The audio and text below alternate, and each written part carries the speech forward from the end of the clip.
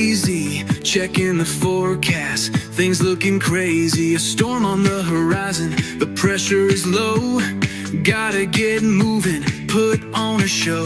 The news is all buzzing, state of alert, but we've got a plan, we're ready to work. Emergency Management Associates, we're here for the crisis, we're here for the fates. From the first sign of trouble to the all clear sign, we're on the front lines, we're one of a kind. Emergency Management Associates, we're the calm in the chaos, we're open the gate.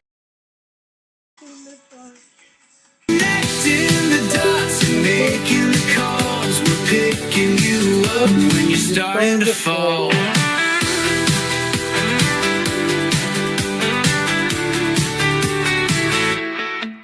See a little fire or a rising flood, we're a well-oiled machine, we're running in the mud. From the city hall meetings to the rescue teams, turning worst case scenarios into hopeful dreams. We're training the people, stocking the gear, we're the team you can count on when trouble is near. Emergency Management Associates, we're here for the crisis, we're here for the fates. From the first sign of trouble to the all clear sign, we're on the front lines, we're one of a kind. Emergency Management Associates, we're the calm in the chaos, we're opening gates, connecting the dots and making the calls, we're picking you up when you're starting to fall. It's more than a job, it's a calling, you see, prepared for the present and what's yet to be. Every second counts, we're ready to react for our communities, we're making an impact.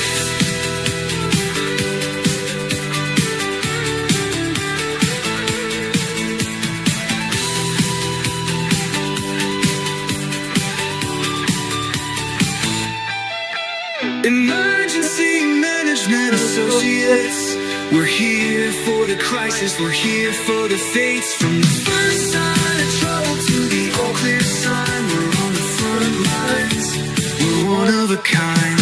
Emergency Management Associates, we're the calm in the chaos, we're opening gates, connecting the dots and making the calls, we're picking you up when you're starting to fall.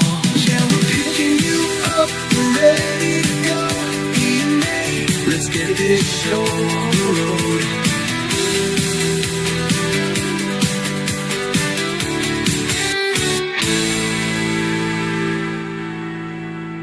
I think it's time to get this show on the road. What do you guys think? Should we do this? I think we should right now.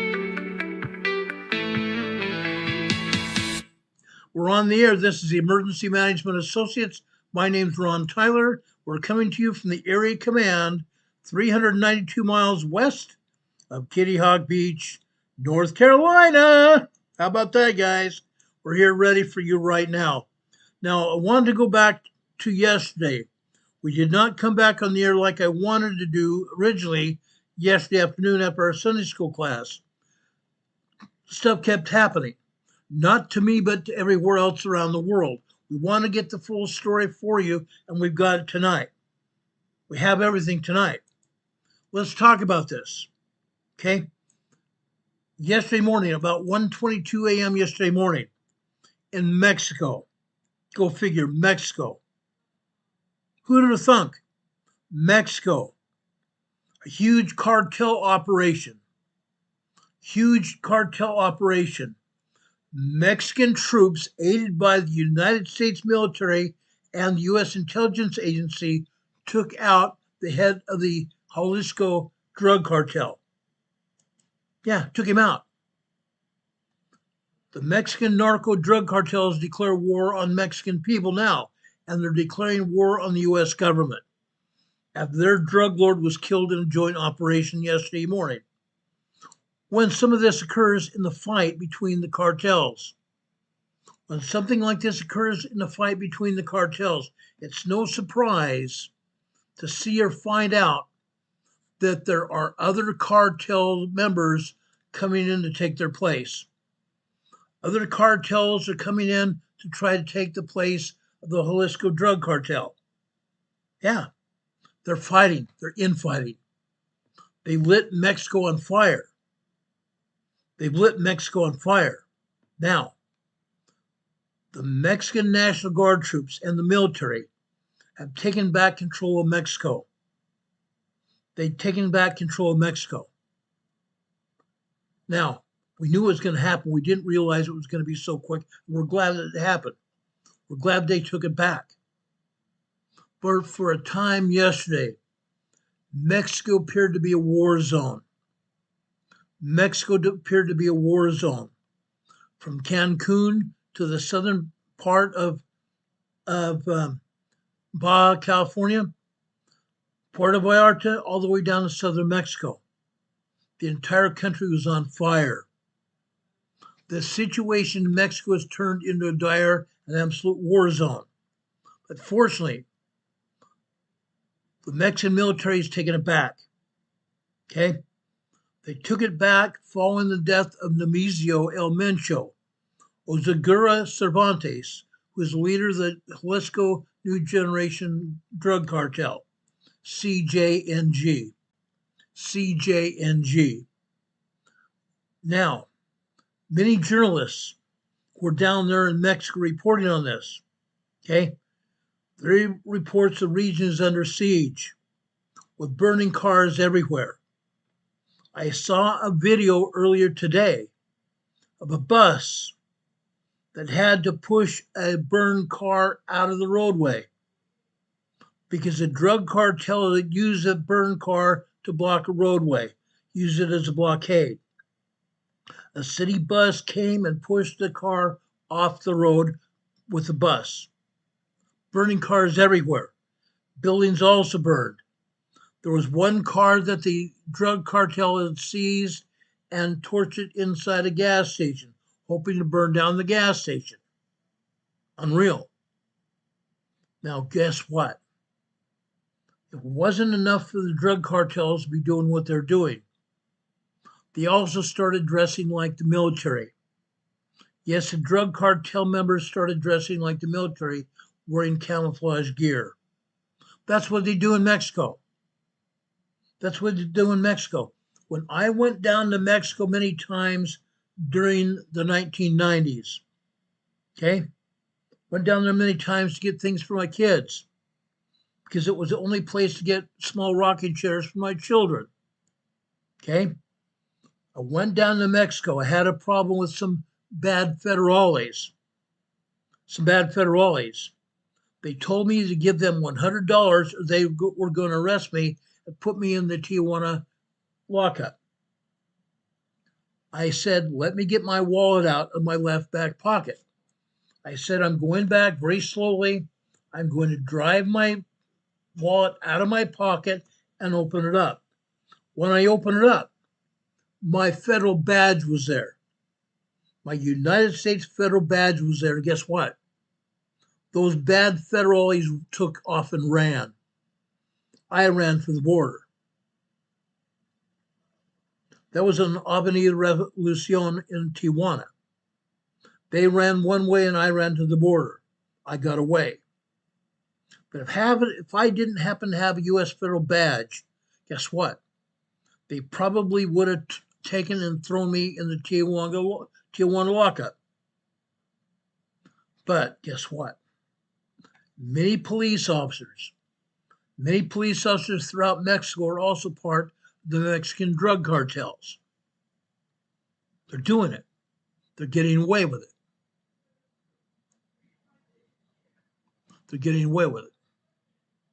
Now, a Costco was apparently set on fire. A hospital came under attack. Major streets are blocked by smoldering vehicle barricades. Major panic erupted at both Guadalajara, Puerto Vallarta airports. It was reported that travelers in Puerto Vallarta were forced to evacuate onto tarmac and runways to escape the violence. And a terrifying escalation of problems. The cartel has reportedly threatened to enter private homes and hotel resorts by 5 p.m. yesterday evening. They didn't do it. They didn't do it because the Mexican National Guard troops came to the rescue. Now, if those drug cartels had gotten away with it, they may have killed more people. They took U.S. tourists hostage.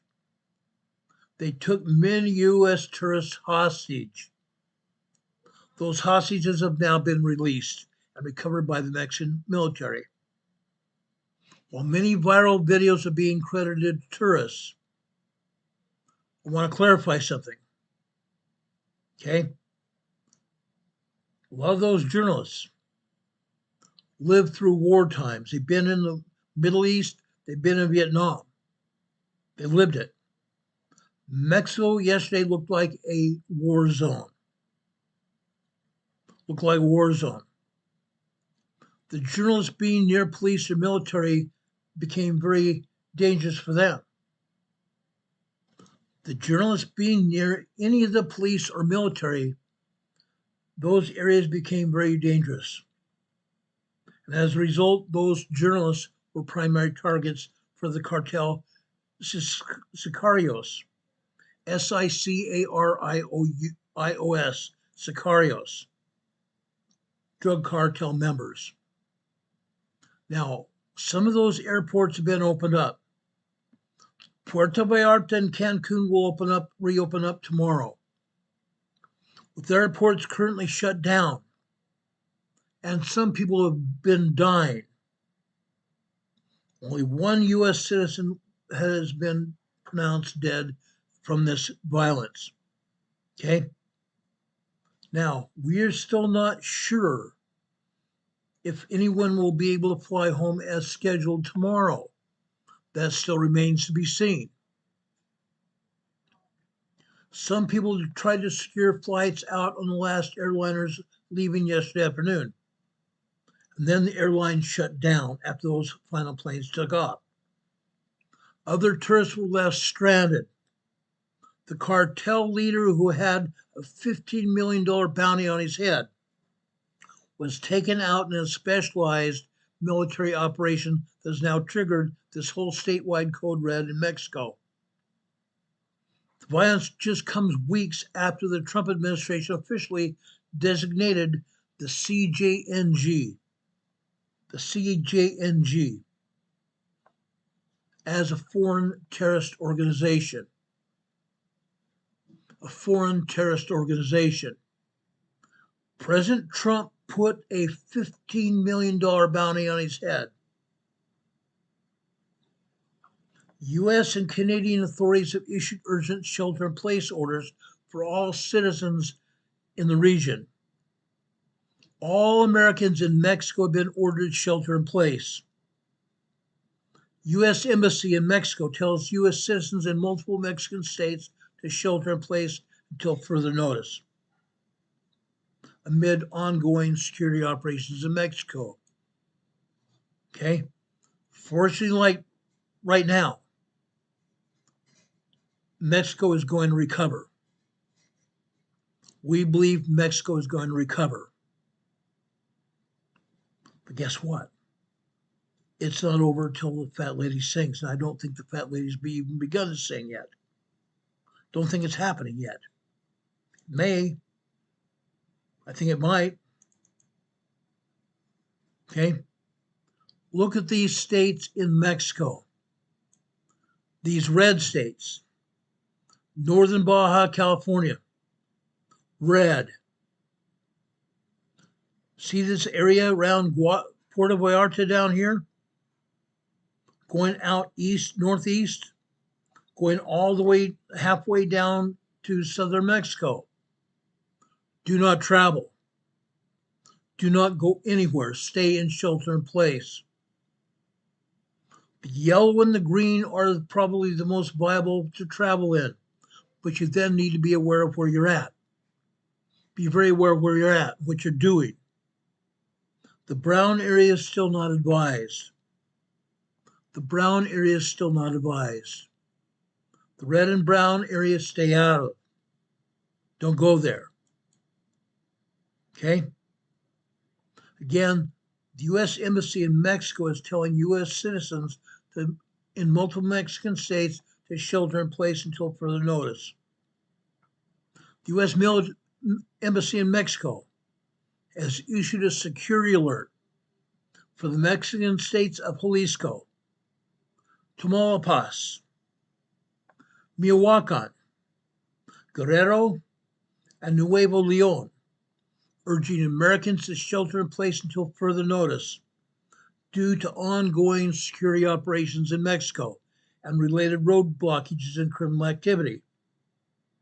Shelter in place and stay there. Following yesterday morning's elimination of the cartel leader that they call El Mencho, the son of cartel boss El Mencho has been captured by the Mexican military and was taken to an undisclosed location for interrogation. The U.S. State Department, via the U.S. Embassy in Mexico, issued a security alert.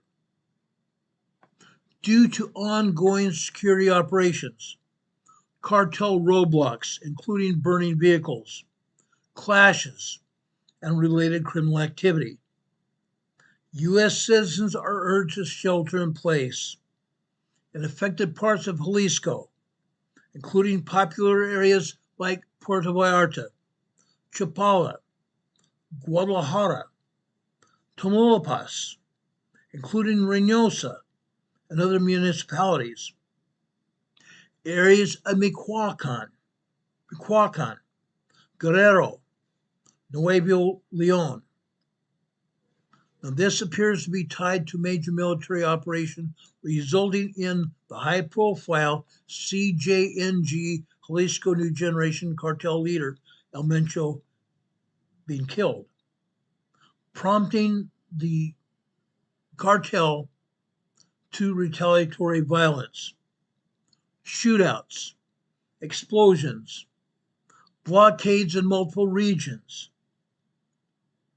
All of the holiday resorts in Mexico, including Puerto Vallarta and Zihuatanejo, locked down.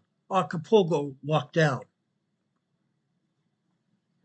This is a massive cartel war. It's just not the CJNG that's had problems. Now, other cartels are trying to take the CJNG place. So there's wars going on. Major battles are being fought everywhere as soldiers and police are targeted by cartel militants. The Mexican cartel CJNG reportedly attacked the Guadalajara International Airport as part of their coordinated attacks across Mexico after their leader was killed by Mexican federal forces. We still need to be paying attention. We need to be praying for those innocent people caught up in Mexico. Again, I'm going to say that again. We need to still be paying attention to what's going on, number one. Number two, we need to be praying for those innocent people caught in Mexico. Many airports were shut down. Almost all airports throughout Mexico were shut down yesterday. They're gradually opening up today. Mexico City, Puerto Vallarta, Guadalajara, Cancun will open up probably tomorrow. The Mexican military has been involved here. The power was cut in certain areas as well. I'm going to talk about that. There's a reason that the power is cut off. Some resort guests throughout the country were surrounded by burning cars. Very unhealthful, right? Absolutely. Burning gas, burning rubber, burning plastic parts. The situation was intense. Now, what I showed just a minute ago, right here, Puerto Vallarta right now. Some fires are still burning in Puerto Vallarta. They haven't been put out. The CJNG cartel has just posted this warning. Do not leave your houses. There's going to be a huge mess because of the dirty government. Listen to the cartels say that. Dirty government. It's just not the government that is dirty here. The cartel says there's going to be a huge mess because of the dirty government. We have orders to finish off anyone who crosses our path. Finish off anyone who crosses their path. We don't want to harm the people. Everyone in their houses until it's under control. Yesterday at 3:08 p.m., a reporter still in Puerto Vallarta was still found safe, currently seeming calm with the acrid smell of smoke in the air in the Zona Romantica area of Puerto Vallarta. While most fires are out, there is still a sense of unease. A person walking into an Airbnb from the airport saying it's mayhem out there. It's open warfare between multiple cartels and the Mexican government. It's chaos. It's chaos, guys. Not a joke. Now, even an Ohio senator has gotten involved here. Ohio Senator Bernie Moreno is calling on Mexico to request U.S. troops. Yeah, get that.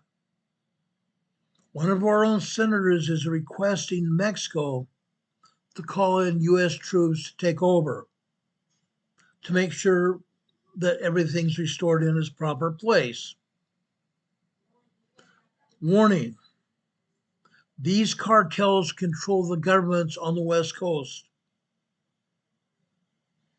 These cartels, every dadgum one of them, control the government on the West Coast, including Oregon, California, and Washington, the United States of America. California, Oregon, and Washington State. We must stop these cartels. We must stop these cartels and keep them out of our politics in this country.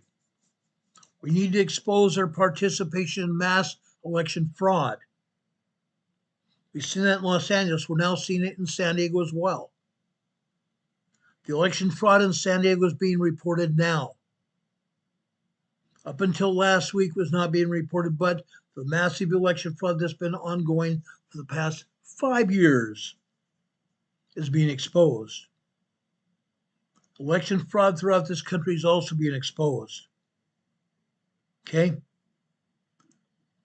Senator Moreno says we need to expose their participation in mass election frauds and take back our communities. Just passing this along from one of our friends from Mexico. It started early Sunday morning after 1 a.m. Mexican troops stalked and killed El Mencho. Now, I don't know how much you know about him, but right now, even Cancun and Meredith, where my former mother-in-law lives, all the highways are closed.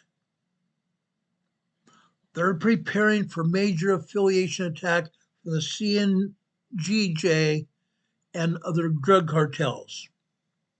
These cartels are extremely violent. They're vicious. Many weeks before, teams were put into Mexico to begin this operation. They knew that this cartel was vicious. They've been known to eliminate possible threats, and they will hurt civilians. During the siege yesterday on Sunday, the CDC.gov began kidnapping and holding American citizens hostage. Yeah. Now, guys, I know for a fact that there are a lot of Americans living in Jalisco right now. One of my brothers and two of my sisters own property in northern Mexico, near San Felipe. San Felipe is also under lockdown. Tourist populations in Mexico has been asked to shelter in place until everything's cleared up. There's been a plan to protect them through a number of shelters in the areas where they're at. The American embassy is staffed and is also sheltering in place and also trying to assist those that they can. These kinds of plans that are in force right now are planned well in advance of everything that's occurring. This siege has been planned. This siege by the cartels has been well orchestrated by pressure by the United States State Department. The cartels have a lot of power in Mexico. They've gained a lot of power here in the United States of America as well. But I believe this is just the beginning. My sources have been trying to make their way to a shelter. Right now, they are in a part of Mexico they have never been in. They're trying to shelter in place where they're at, hoping the cartels won't find them. We need to be praying for family members. We need to be praying for everyone that's down there, including citizens of Mexico. We need to be praying for friends as well. Many of the police in Mexico also have affiliations with the cartels. They are on the take. They're on the take. Just like those two cops in Tijuana that I met back in the 90s. They were on the take. Others of the police, the federal agents, are also going to be involved in warfare with the different cartels and in turf wars that they started. They're all over. This is no joke. These skirmishes are not small.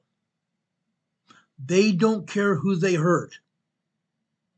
And I don't know if you're aware, the drug cartels don't just deal drugs, but they are involved with human smuggling. They are involved with human smuggling. Alan Newton says the California state representative was going to speak to the media about the cartel situation, and he was accosted by men and threatened. Then he backed out. Like I said, the cartels have people in our own country. They don't want to be interfered with. They want what they're doing to still go on. I'm asking everybody right now, shelter in place until you can't any longer. I'm going to talk about that in just a second as well. Now, guys, if you know me and have been listening to me for any point in time, I've been predicting that this was going to happen. But now that it's happening, I'm worried about my own family members. Like I said, my brother and two sisters have property in San Felipe. Other tourists have vacation rentals all over Mexico. Mazatlan, Zihuatanejo, Puerto Vallarta and Acapulco,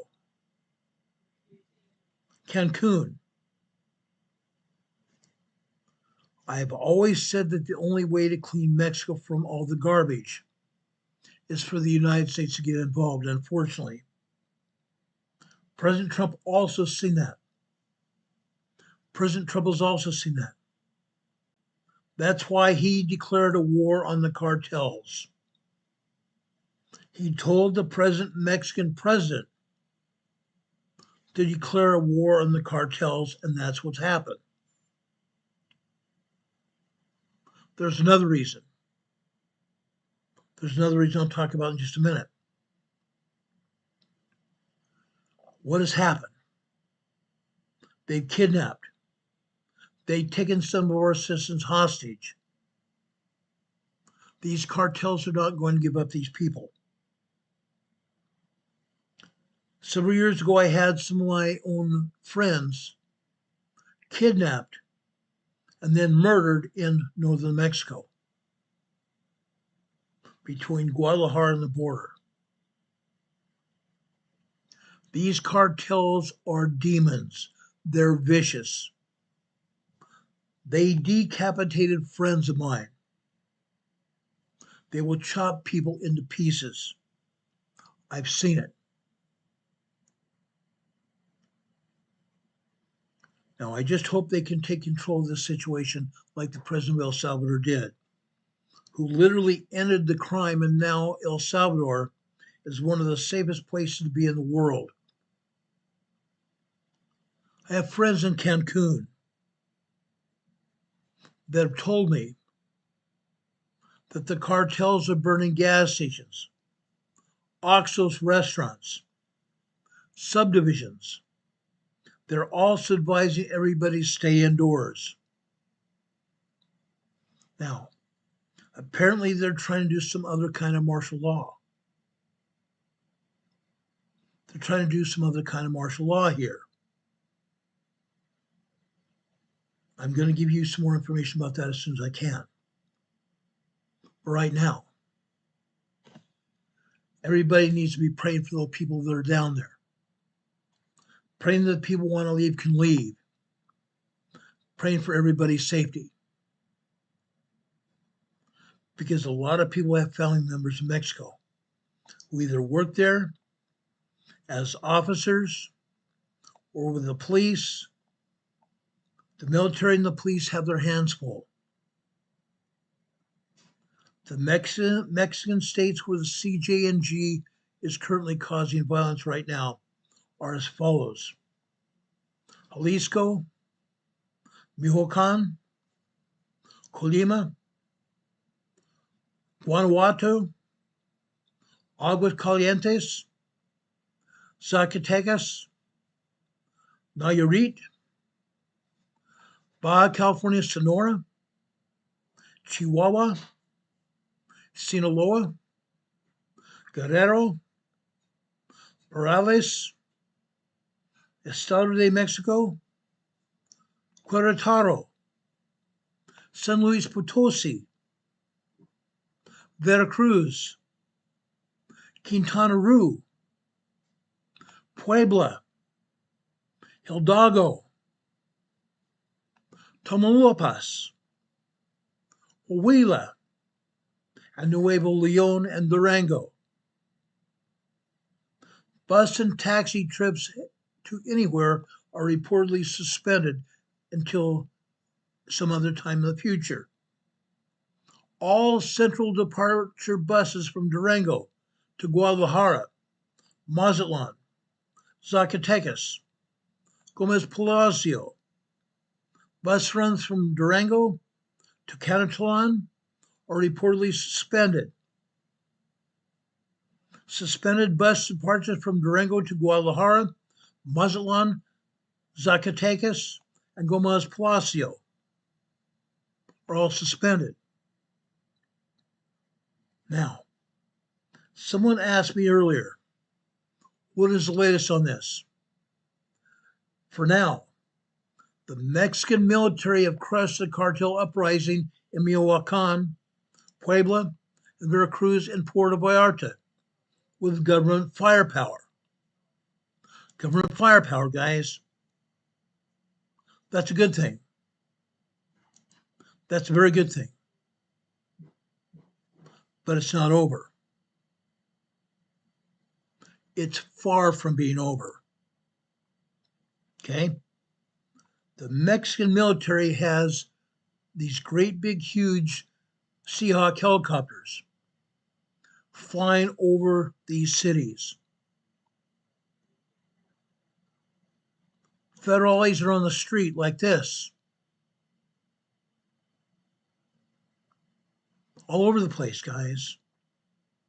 Literally everywhere. But it's not over. It's not over. The cartel is still in control to a certain extent. Like I said, the Mexican military has stopped most of the cartel activity. But the cartels are still in control of the coastlines, the major cities, the beach communities. the tourist traps. Something else you need to know. I'll show you right here.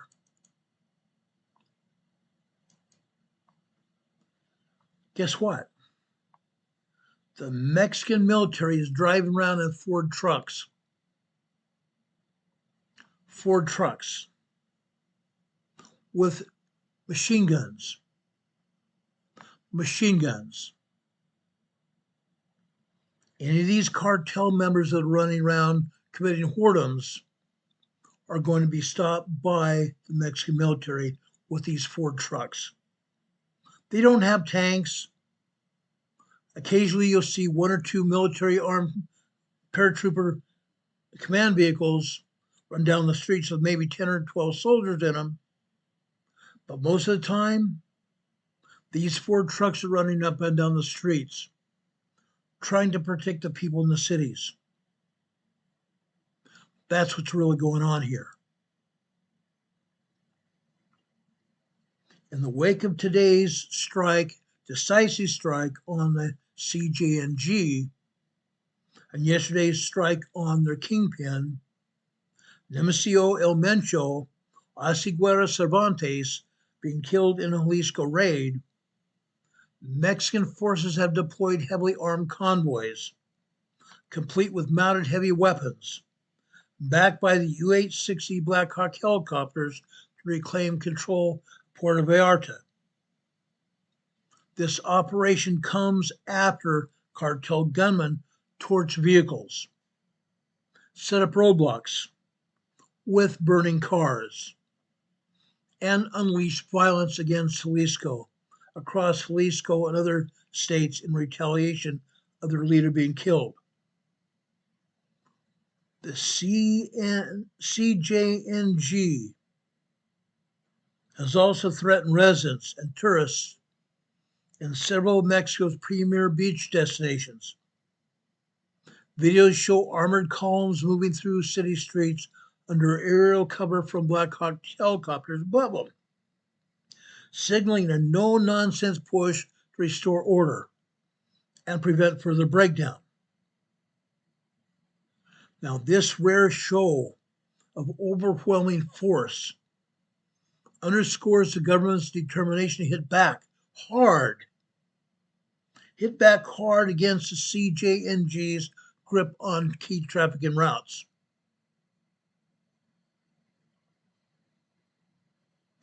Now, something else is going to happen very soon.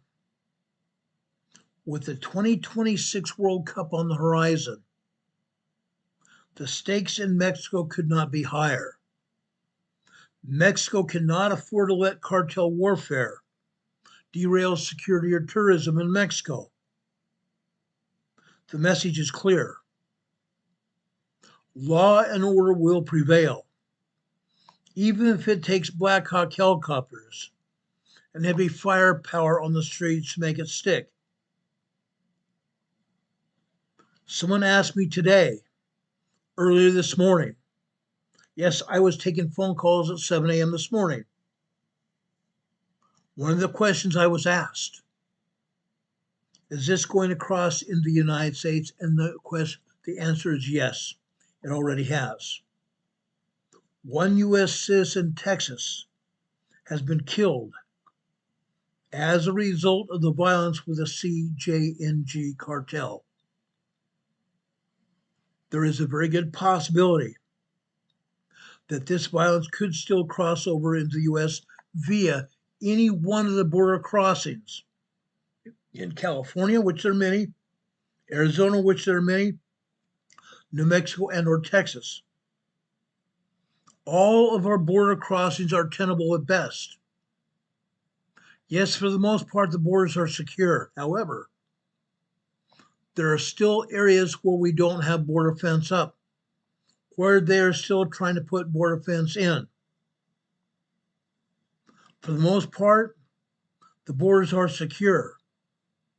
But if that cartel tries to run a border checkpoint, there's a very good possibility they might get away with it until they get down the road a little farther, and then they will be taken down. These cartels are already making it into our country. That person in San Diego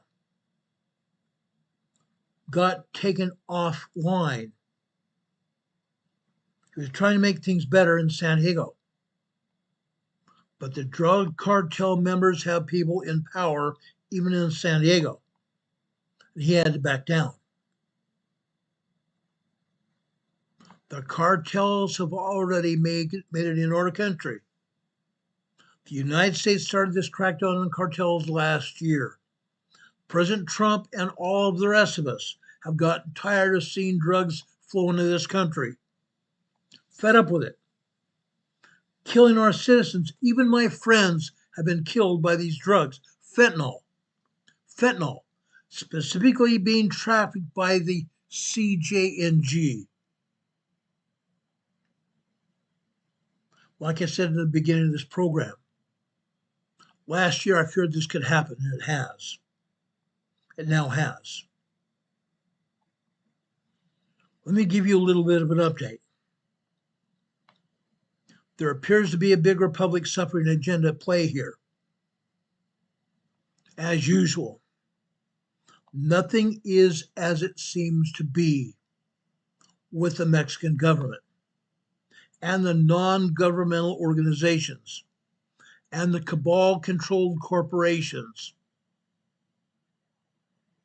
Nothing is as it seems to be with the government, the NGOs, and the cabal-controlled corporations. They hunt the public like a pack of wild hyenas. The burnt cars have still not been removed overnight. As I said, I saw a bus pushing a burned car off the roadway, reopening the roadway. It wouldn't benefit the cartel's goals to burn cars and shut down the city. It would only bring more pressure upon the government to ask the United States of America or external forces to come in to help clean up the situation. I'm going to tell you right now, we already have troops on the ground in Mexico.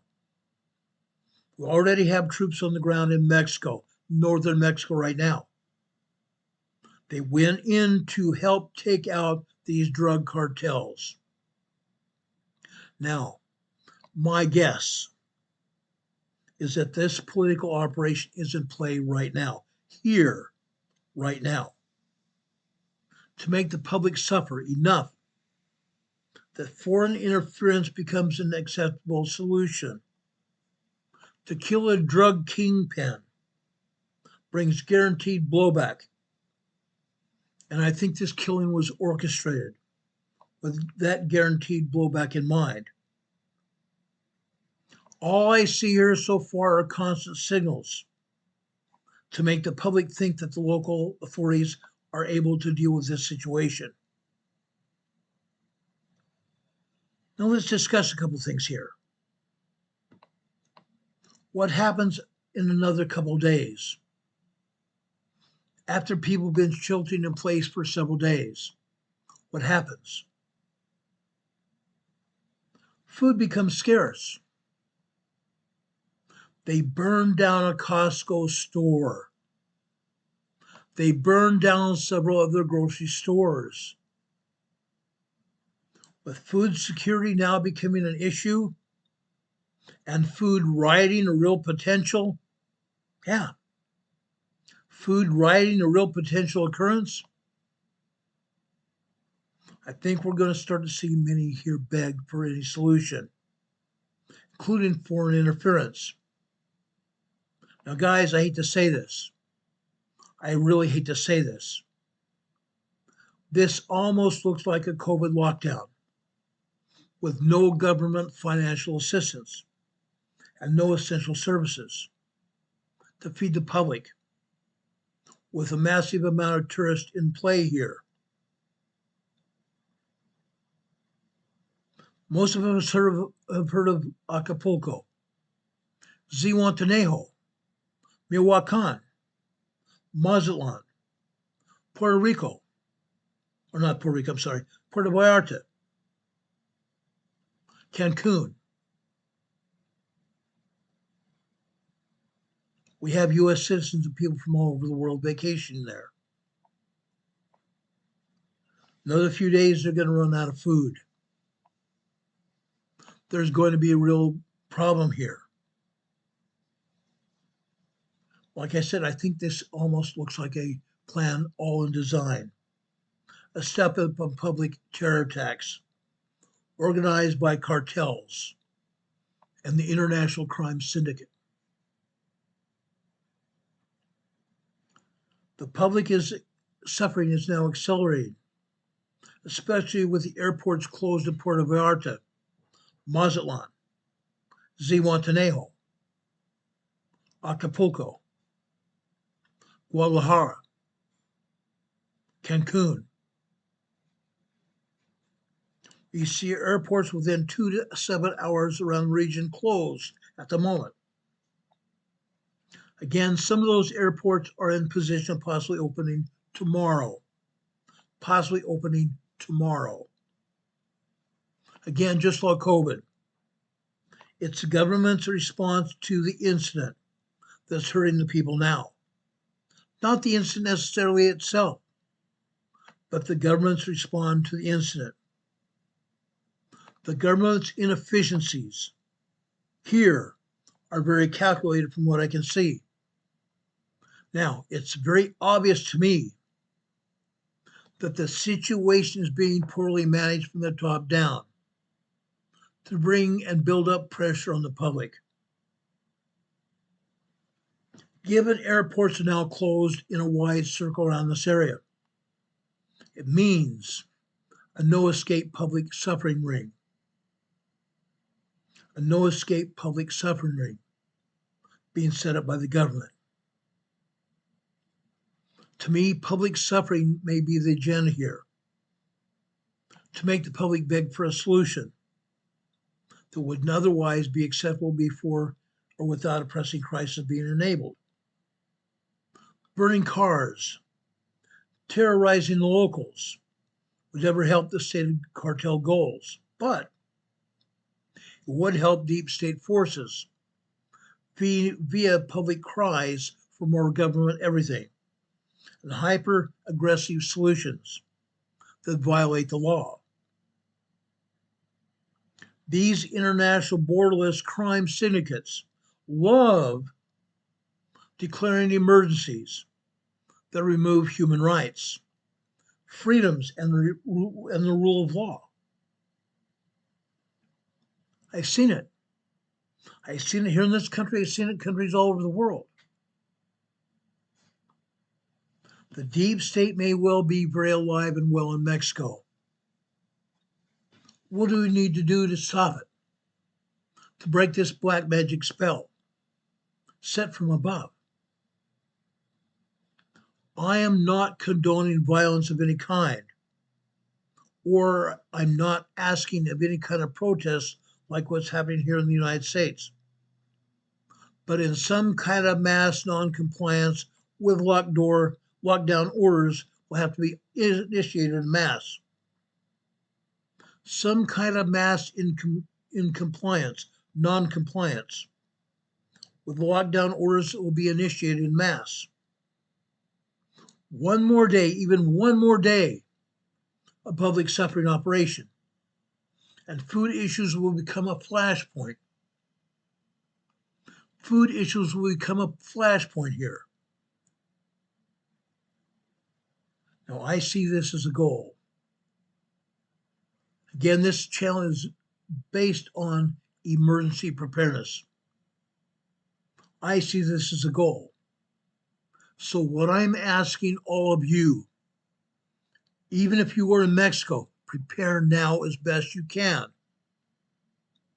Prepare now as best you can. Prepare accordingly. My friends have no power around Walmart. Again, it doesn't serve the cartel to cut power to any area, but it does serve the deep state to make the public suffer. We've talked about the deep state here in the United States. The deep state is everywhere. Everywhere. The World Health Organization, the World Economic Forum, the United Nations. They're everywhere. This issue is not being taken care of simply because it's not meant to be taken care of at this time.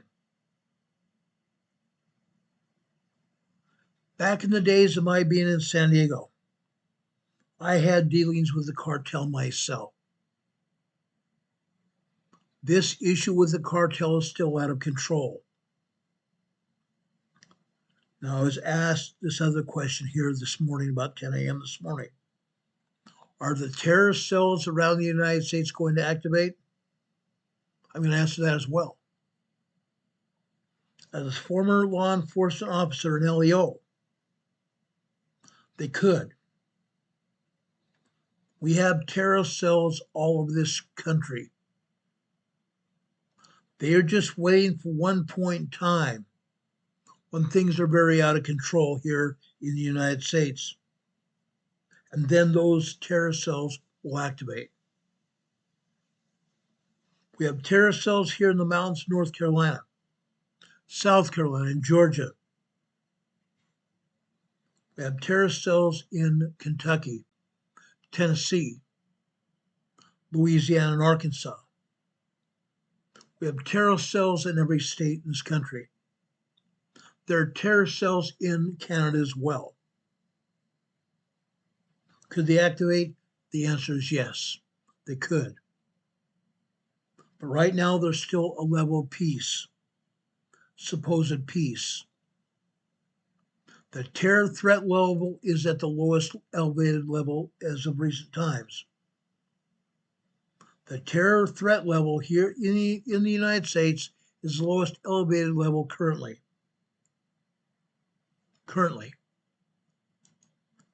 Now, I want to play a couple news accounts for you about the violence in Mexico. Please pay attention to this. This is important. This is very important. This is ABC 7 out of Chicago. 25 Mexican National Guard troops have been killed because of this violence. Watch this report. Judy and Rob, in the 24 hours since the eruption of violence across Mexico, there's been a mass mobilization of the armed forces there, with order restored in much of the country. And while, of course, a lot of the focus here has naturally been placed on Americans visiting tourist hotspots like Puerto Vallarta, so far there are no reports of any foreign nationals that have been injured or killed. More than 60 people have been killed in Mexico as a result of yesterday's violent outbreak following the killing of El Mencho, Mexico's top cartel boss. That, according to Mexican officials who say only one of those deaths was civilian. Peace has been restored in many places. There are no more road blockades, for example. Airports are operating, some of them, like the one in Jalisco, partially, but they are expecting it to be fully operating for tomorrow. The state of Jalisco is where the popular beach resort of Puerto Vallarta is. It is also where the Mexican armed forces took down El Mencho, leading to retaliatory acts of violence that included burning vehicles, gas stations, and banks, not just in Jalisco, but in 19 states across the country. Was the most wanted man in the Western Hemisphere.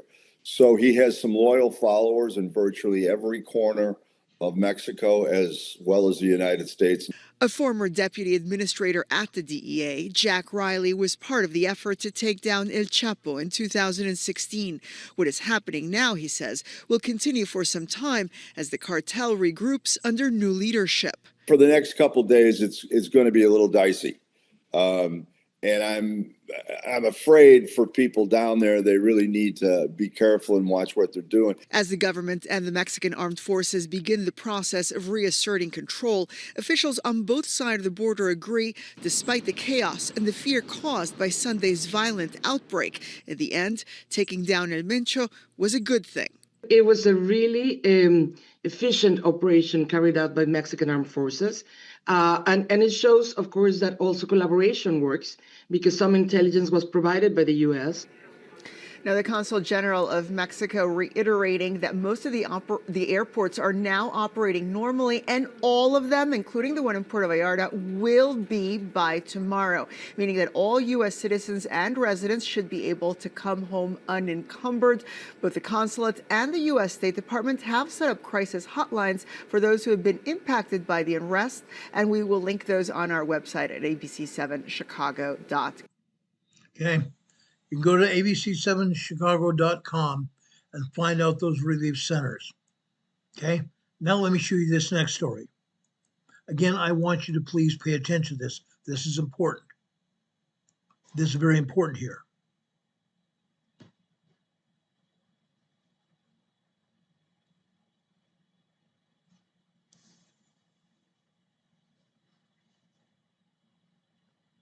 Hold on a second.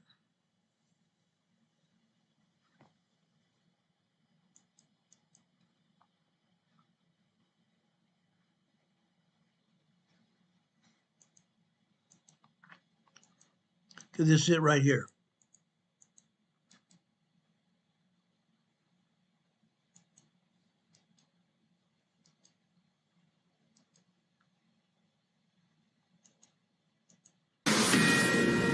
The U.S. State Department is telling Americans in Mexico to shelter in place as law enforcement tries to regain control of cities that have fallen into chaos in the hands of the Mexican cartels. This is after the Mexican military took out a notorious cartel kingpin with U.S. support. And we're learning a little bit more about our role in all of that. Not a lot of detail, but we had one.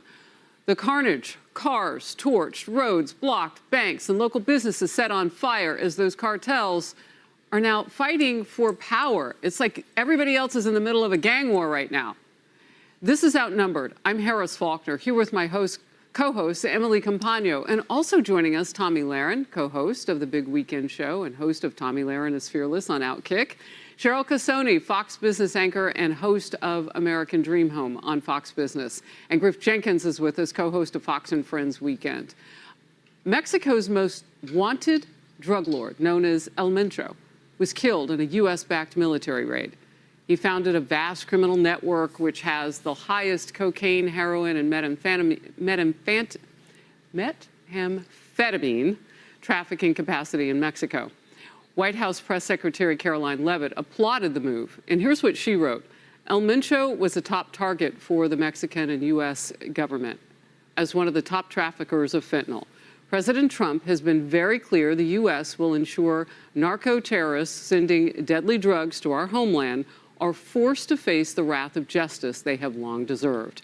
Former Pinal County Sheriff Mark Lamb joined me last hour on the Faulkner Focus. This is exactly what they're doing in Puerto Vallarta. What they are doing is burning buses, lighting gas stations on fire because they want to create terror for those who struck a nerve. This will create compression amongst those other cartels. We may see more violence stem from this, but what we're seeing right now is their capability for violence, and this should awake Americans up. This is why it's so important to close our borders. Quickest way to improve vision. This is the quickest way to improve. Just a second, I can't let that go. Are essentially closed, and the drugs flowing across, Griff, have dwindled to nearly zero, thank goodness. Not quite there, but certainly the human trafficking. What is there for people on the left to catch on to at this point? So this is a big deal, Harris, and it couldn't be a more dangerous time to be in Mexico because of what Sheriff Lamb was talking about. So a power vacuum was now created. El Mencho was the top trafficker of cocaine, methamphetamine, fentanyl coming across in the Jalisco New Generation cartel. Now, remember, last summer, El Mayo, who was the leader of the Sinaloa cartel, was taken. The U.S. captured him. It led to a spike in 400% increase in homicides in Mexico. Now we're going to see it even more so because Jalisco New Generation is the dominant cartel. And they're going to start retaliating now against Mexican officials because of this. And don't forget, for 4 years under the Biden administration, they lined their pockets with money. That's why you see these stunning videos of the cartel leaders in armored vehicles that rival U.S. military firepower. they're going to retaliate against the officials, but then they're going to fight the rival factions that are trying to fill El Mencho. And so it's really a lot of unanswered questions of really where and how they're going to retaliate against Mexican officials, and then the war that's going to go on with the cartel, which puts Americans stuck in Mexico at a very, very high risk. Yeah, the list last night, Tommy, that some of us put out on social media of all the areas that were basically in lockdown, shelter in place, was pretty long. It wasn't just Jalisco and Puerto Vallarta and some of the other areas where we know Americans go, but it was a lot of different states within that country. I think Americans need to understand something that doesn't feel comfortable, but anytime you as an American travel to Mexico, there is a limited amount of things that the American government can do for you there. Yes, they've put out the warnings, they said shelter in place, they can help you a little bit with the embassy, but when you decide to travel to Mexico, a lot of people think you go to a resort, you're going to be safe, nothing happens there. Well, I think they're finding out the hard way that that's not necessarily true.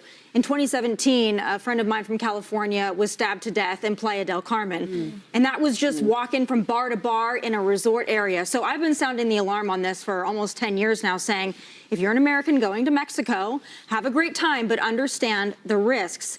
And to the point about President Trump and his message, we saw it in the first administration, his message to Mexico was the threat of tariffs if the Mexican military doesn't do their part to secure the border. And then the Mexican military stepped up. Now we flash forward to administration 2.0. President Trump says, I'm not going to tolerate not only the human trafficking, but the drug trafficking. And now the Mexican military, once again, stepping up to do their part to secure their own country. That, in my opinion, is a direct response to President Trump and how tough he's been on this issue. Talk to me about tariffs, because you knew we'd get there eventually, and Tommy got us there. You've got a new round coming, potentially, that the president and his staff have worked on to get beyond what the U.S. Supreme Court did.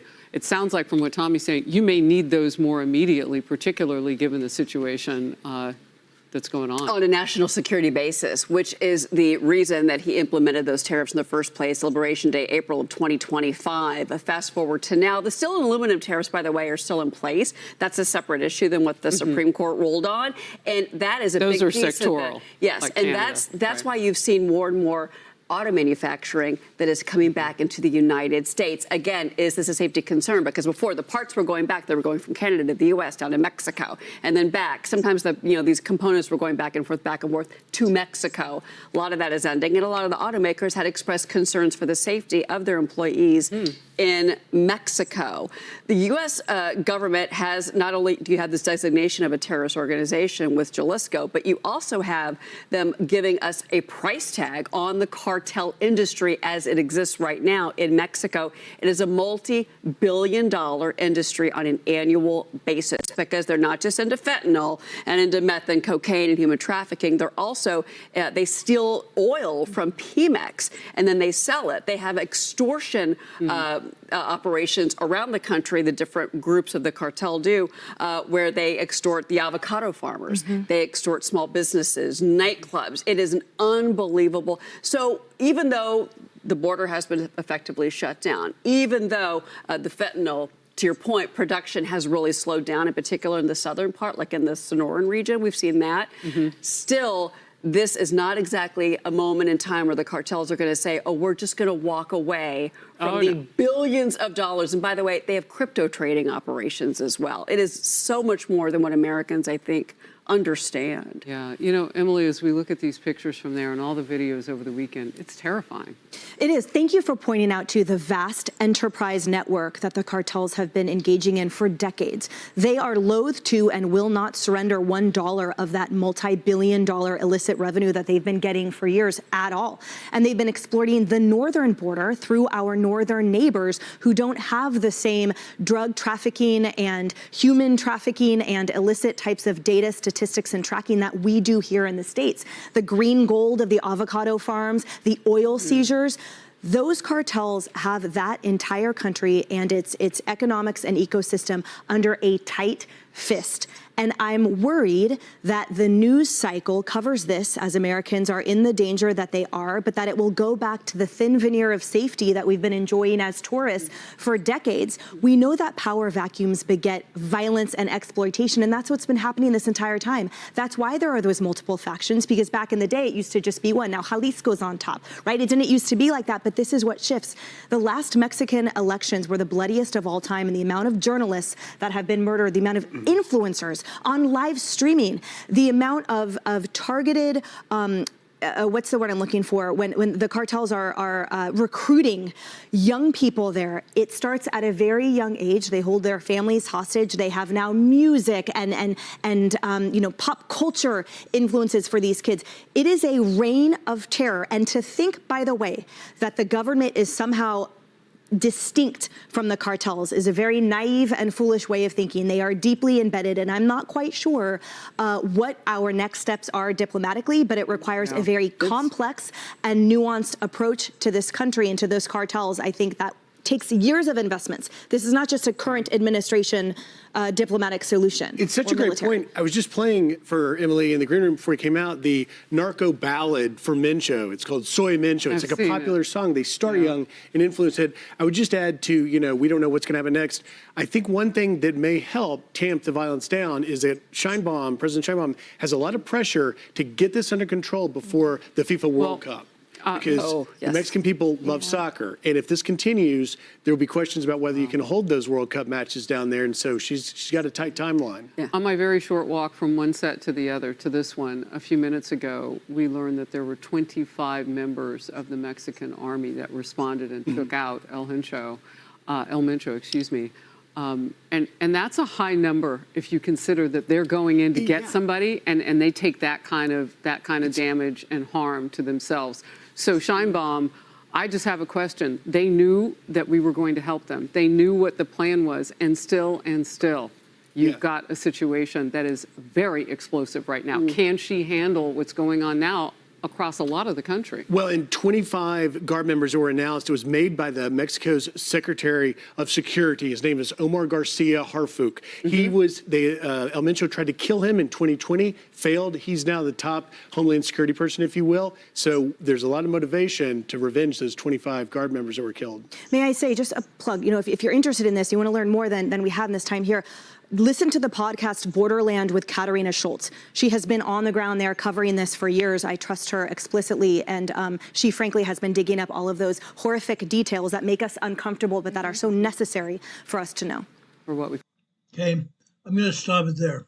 It's almost over anyway.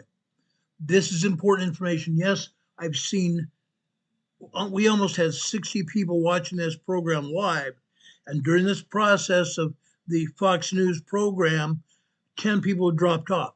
That's terrible. That's terrible. We need to be up to date on what's going on. We need to know what's going on because it's happening not just in Mexico, it's happening in our own country. It's happening in our own country. I saw it when I was in California. That's one of the reasons I left. It's still happening. We talk about it almost weekly on our program. We talk about the violence and everything else going on. We need to get control of our families. We need to get control of our governments. We need to get in control of our towns and cities. If we don't, we're gone. If we don't do it, we're gone. Okay? I'm saying that right now. It's up to each one of us. It's up to each one of us. Now, I don't want to downplay this next one. What is going on in the northeastern tier of the United States along the Atlantic coast? From Virginia going north. Wind, snow, blizzard conditions. Wind, snow, and blizzard conditions. Winds of up to 35 to 65 miles an hour. Guys, stay home. Stay home. Last week, we're telling you that it was going to happen. Now it's happening. Now it's happening. It's called a nor'easter. Wind speeds of up to 65 miles per hour. Snow and blowing snow. Albany's going to get shut down once again. Rhode Island. I saw a comment just a little while ago about Rhode Island being socked in as well. Massachusetts being socked in. Okay? Unreal. You guys in the northeastern part of the United States along the coastline, get prepared. I don't think this snow and blowing snow is going to get over anytime soon. Might last another 1 or 2 days. Stay prepared. Stay prepared. Some places the power's also been knocked out. What have we been talking about? What have we been talking about when it comes to power? Staying warm, having other ideas on how you can stay warm, implementing other things you can do to stay warm. This is go time now. This is go time. Okay? Now, Renee Steffi's one of my mods here on this channel. I love her very deeply. One of my dear sisters. She says, people don't want to hear the truth because the truth is often scary and it's unpredictable. Don't fear, guys. I'm not putting this information out to scare you. I don't do that. I'm giving you this information so you can prepare, so you can save lives with your family members and friends. That's why I'm passing this information on to you. Now the number has gone down to 41 people watching our program. That's wild. That's Rhode Island. Wild. Yes, Linda Covington says Rhode Island as well. Okay? Kenzo is saying poles with transformers blew at 4:30 a.m. for him. Incredible. Transformers blew. Power outages all over the place, guys. Now, we've talked about emergency radios.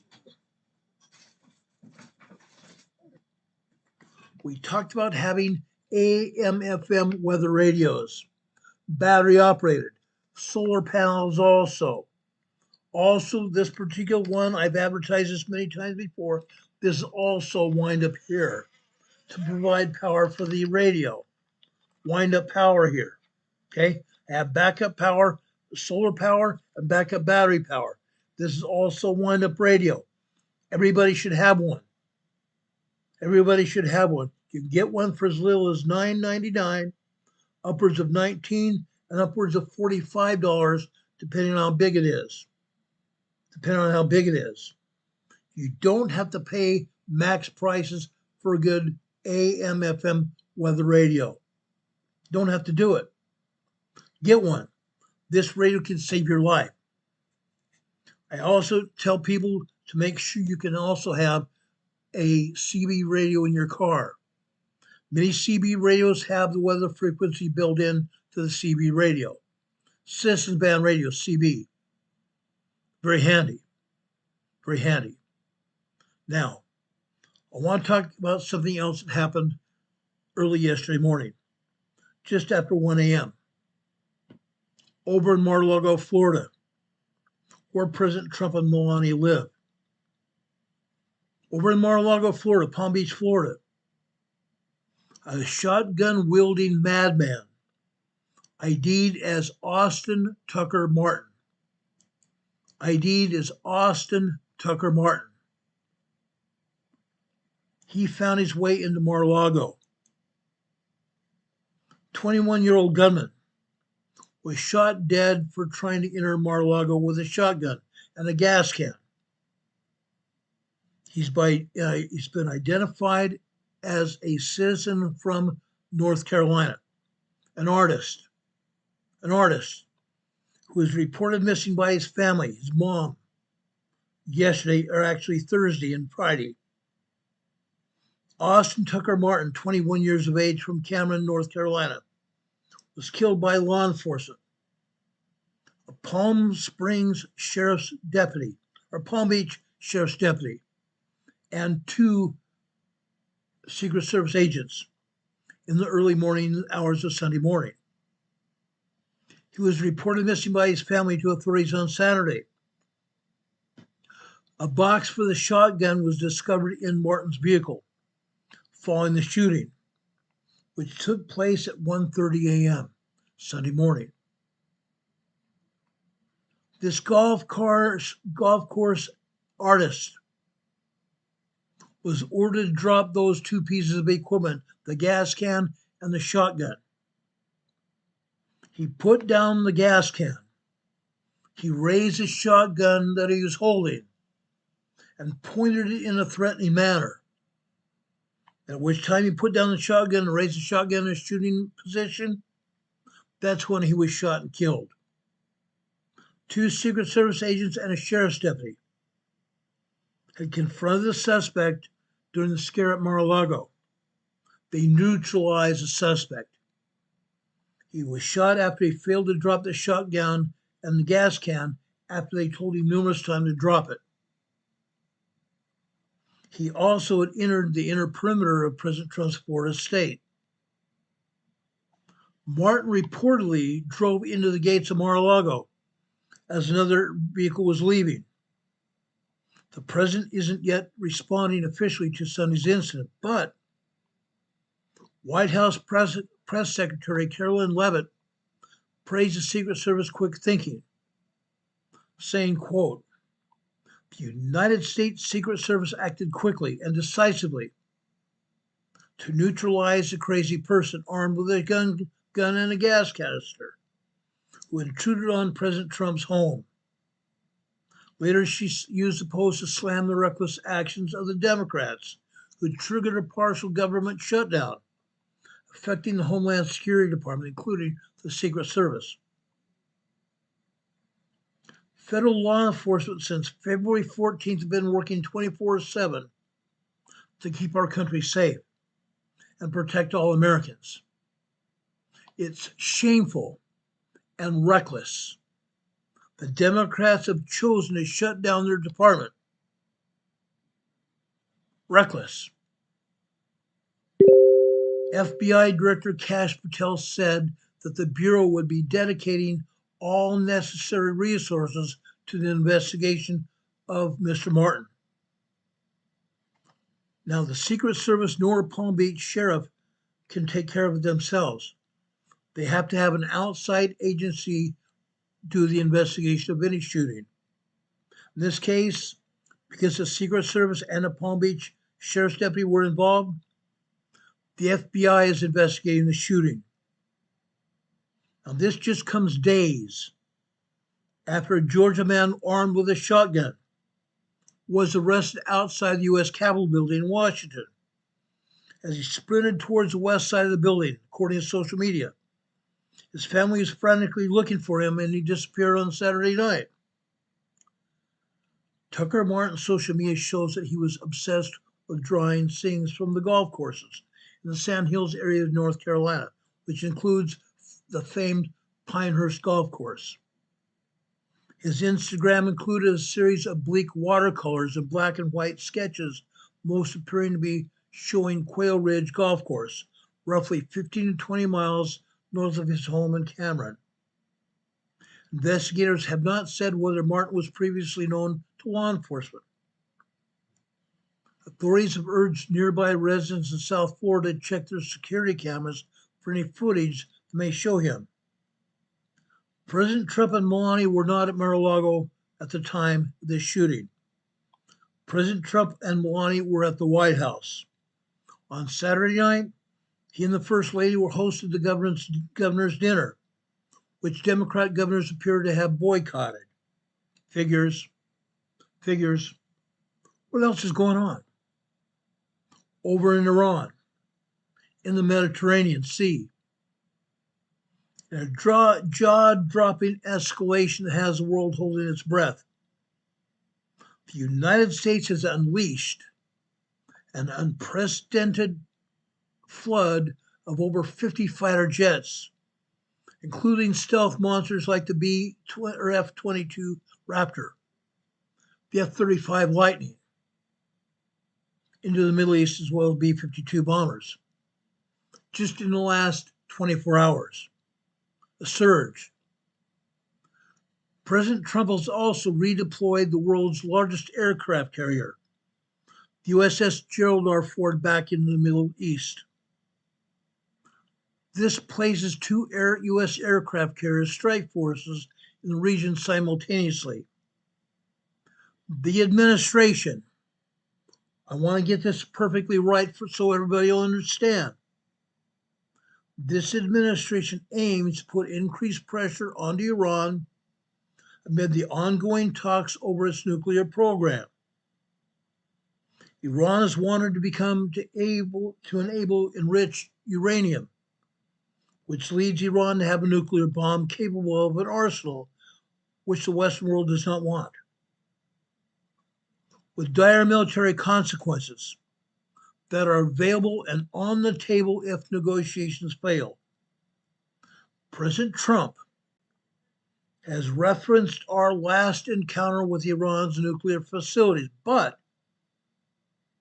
President Trump hopes beyond hope that these negotiations will be successful.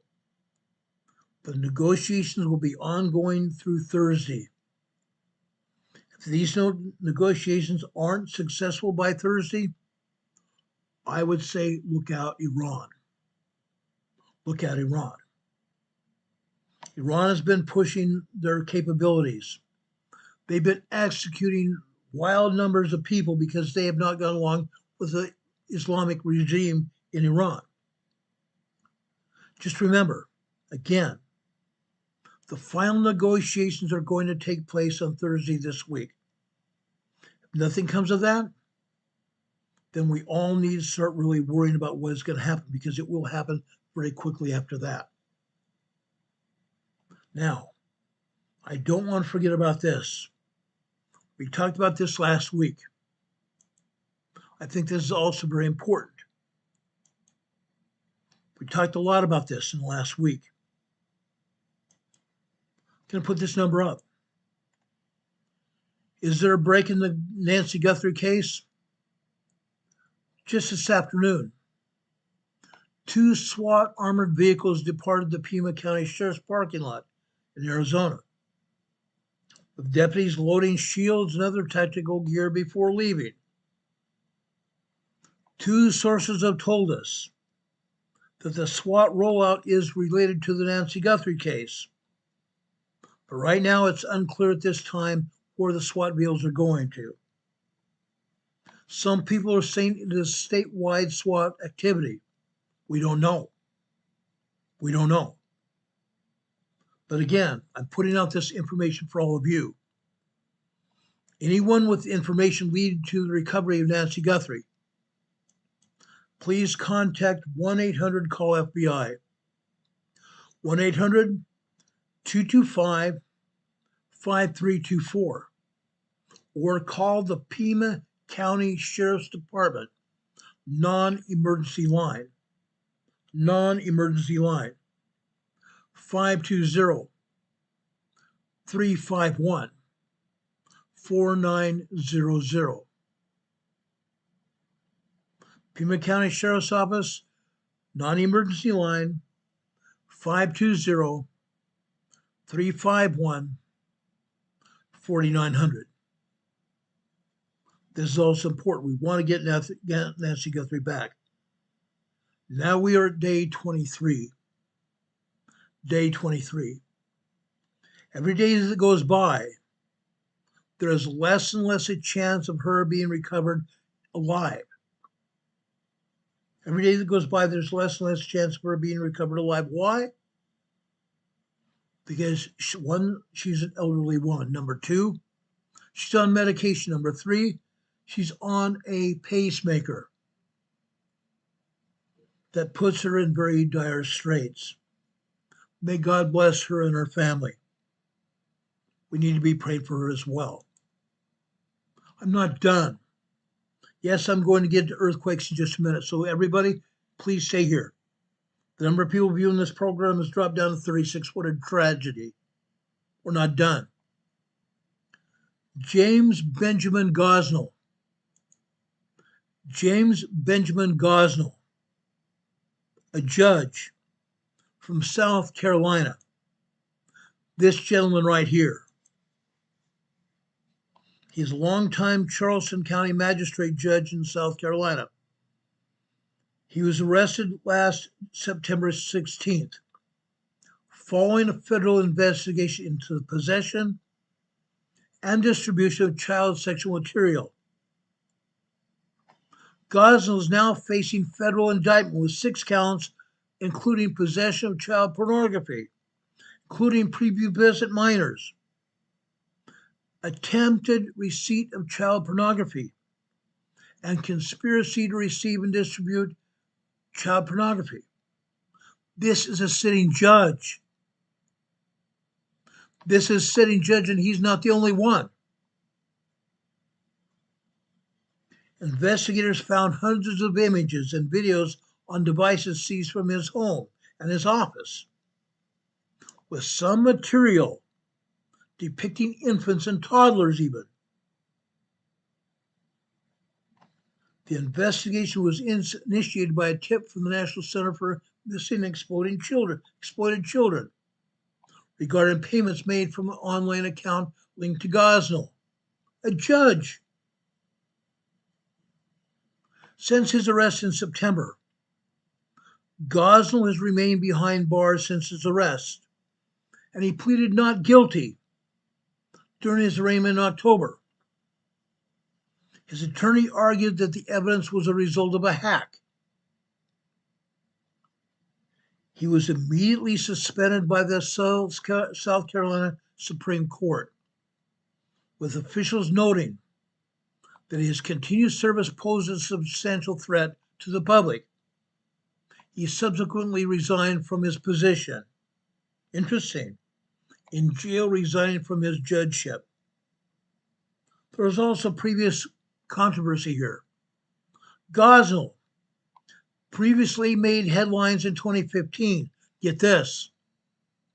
For controversial comments made during a bond hearing for a man named Delane Roof, a convicted shooter in the Emmanuel AME Church massacre. Yeah. This judge suggested that the shooter's family were also victims. Interesting. That's a wild statement pulled out of his butt. He was also previously reprimanded by the state Supreme Court for using racial slur from his bench in 2003. To top that off, guess what happened today? Guess what happened today, guys? This is no joke.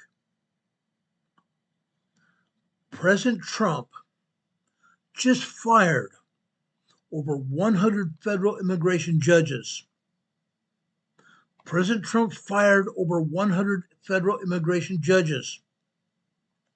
All of them were defending immigrants prior to them getting judgeships. Defending immigrants. 33 new judges and 27 temporary judges have been appointed by the president. And guess what? Guess where those 27 temporary judges came from? The military courts. The military courts. These judges are not going to be nice when it comes to breaking the law. These new judges that President Trump has appointed to take the places of over 100 other federal immigration judges that were not doing their job. But it goes farther than that. Let's go over to New York now. We've had a lot of issues with New York prosecutors, haven't we? The U.S. Justice Department just fired a U.S. attorney in New York hours after the judges in New York picked him for the job. Who appoints U.S. attorneys? Who is supposed to appoint U.S. attorneys, guys? Not the judges. A panel of judges in New York appointed a new top federal prosecutor in Albany this past Wednesday, after a Trump nominee was found to be serving the role unlawfully. Guess what? She was not serving unlawfully at all. but the Democrats wanted her out of there. Well, after they got her out of there, a panel of judges tried to appoint a new federal prosecutor to take her place. Well, within hours, the US DOJ announced it fired the judge's new hire. The DOJ fired the judge's new hire. The back and forth adds to months of friction between the Trump administration and the federal judiciary over who is allowed to lead U.S. attorneys' offices around the country. In somewhat an unusual move, the judges in the Albany case, the Northern District of New York, said Wednesday that they had appointed and sworn in a new person to lead the U.S. Attorney's Office, former prosecutor Donald K. Kinsella. They cited a law that allows judges to temporarily name someone to that job if the role becomes vacant because of an interim U.S. attorney's term has expired. Really? A month earlier, a federal judge had ruled that the acting U.S. attorney for the Northern District of New York, John Sarcone, was serving in that role unlawfully, opening up the job. He wasn't. Then late Wednesday night, last week, Deputy Attorney General Todd Blanche rebuked the judge's decision, writing on X, "You're fired, Donald Kinsella. You're fired." Judges don't pick U.S. attorneys no matter what. The President of the United States does. If you want to find out, see Article 2 of our Constitution. The section of Article 2 lays out that presidential powers, including the authority to appoint people to federal offices,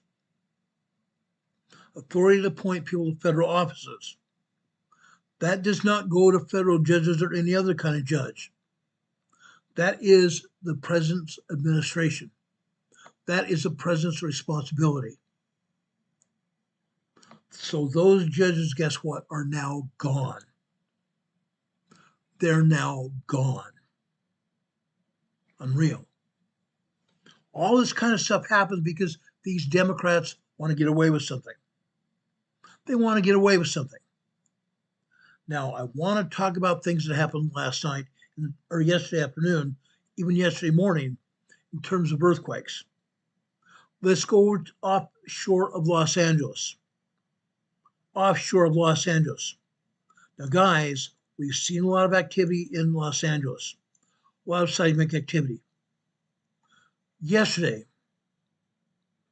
12:40 a.m. yesterday, off the coast of Los Angeles, off the coast of Rancho Palos Verdes, California, a 3.5 small earthquake hit. 3.5 small earthquake hit. Guess what? At no time whatsoever, did the US Geophysical Agency, USGS, put that earthquake on the map. At no time did they put that on the USGS map. But it's found in other places, such as this one that I had from earthquake, my earthquake notification channel on my phone. Yeah. 3.5 here. But again, it's not the only earthquake here in the LA or in the LA area or in Southern California. Over 900 earthquakes throughout Southern California hit Southern California yesterday. Over 450 earthquakes in the greater LA area and Orange County hit yesterday. Over 450 earthquakes. Down in Imperial County. Down in the southern part of Southern California in the Imperial County. 492 earthquakes hit there. But do you think USGS talks about it? Heck no. They don't want anybody to know about it. Heavens no. Let's go over to southern Peru. Offshore southern Peru, right near the coast. This earthquake hit yesterday evening, 9:36 p.m. A 5.3 earthquake rocked this area.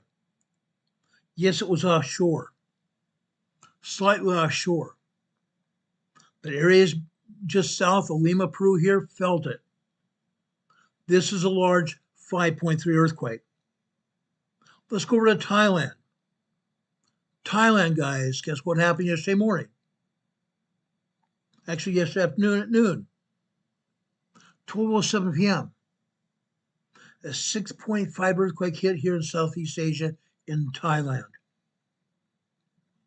All these different countries, Vietnam, Cambodia, Thailand, Myanmar, Burma area, felt it.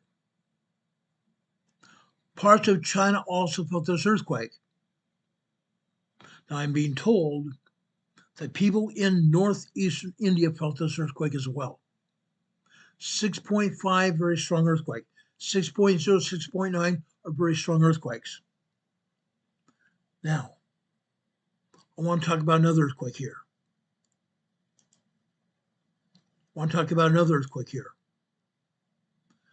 This earthquake just northwest of Borneo.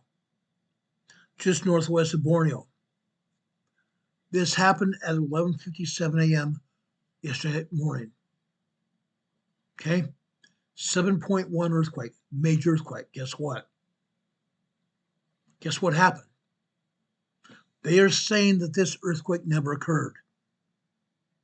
They're saying this earthquake never occurred, and people reporting they didn't feel anything near Borneo.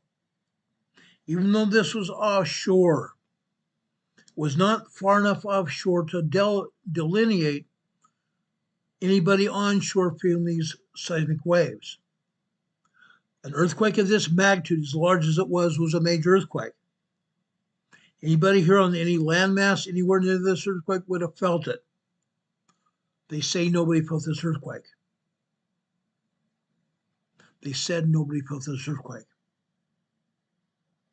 Interesting.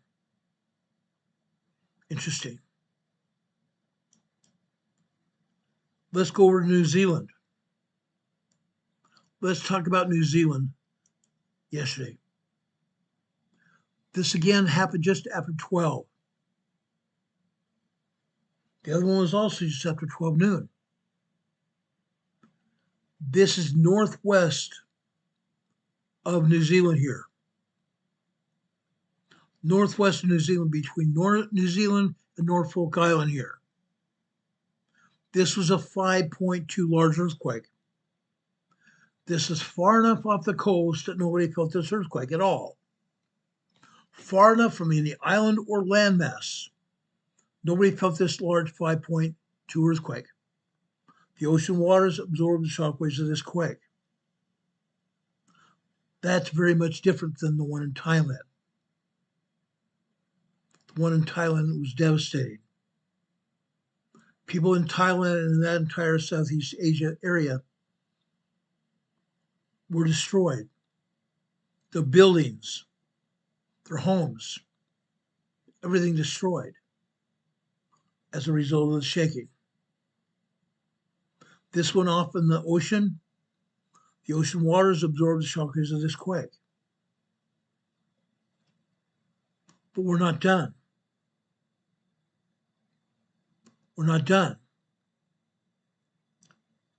Let's take a look at the USGS map right now. Okay? Let's bring it up. I want to show you earthquakes happening today.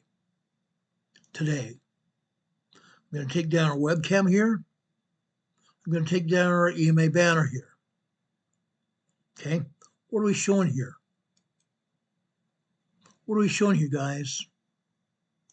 The simple answer is over here in Hawaii. Let's zoom in here to Hawaii.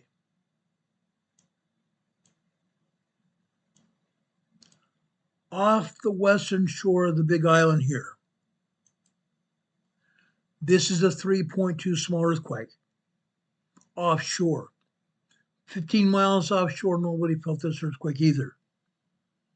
was small. If it was onshore, people would have felt it. Here, the ocean waters absorb the shockwaves of this quake. Let's go over here to Mauna Kea. Mauna Kea here. Mauna Kea is a volcano. On the northwestern flank of the volcano here, we have an earthquake. A 2.2 mile earthquake. 8 miles east-northeast of east-southeast of Waimea, but east-northeast of Mauna Kea. Now, what's wrong with this picture? What's wrong with this picture? The simple answer is this. If I were to bring up the seismogram from Mauna Kea, it would show about 3 dozen earthquakes. I checked it. USGS is only showing a 2.2. That's a sad definition here. Because our own U.S. agency is not showing all the earthquakes here. Not showing all the earthquakes. Down here in Mauna Kea, they're not showing anything at all.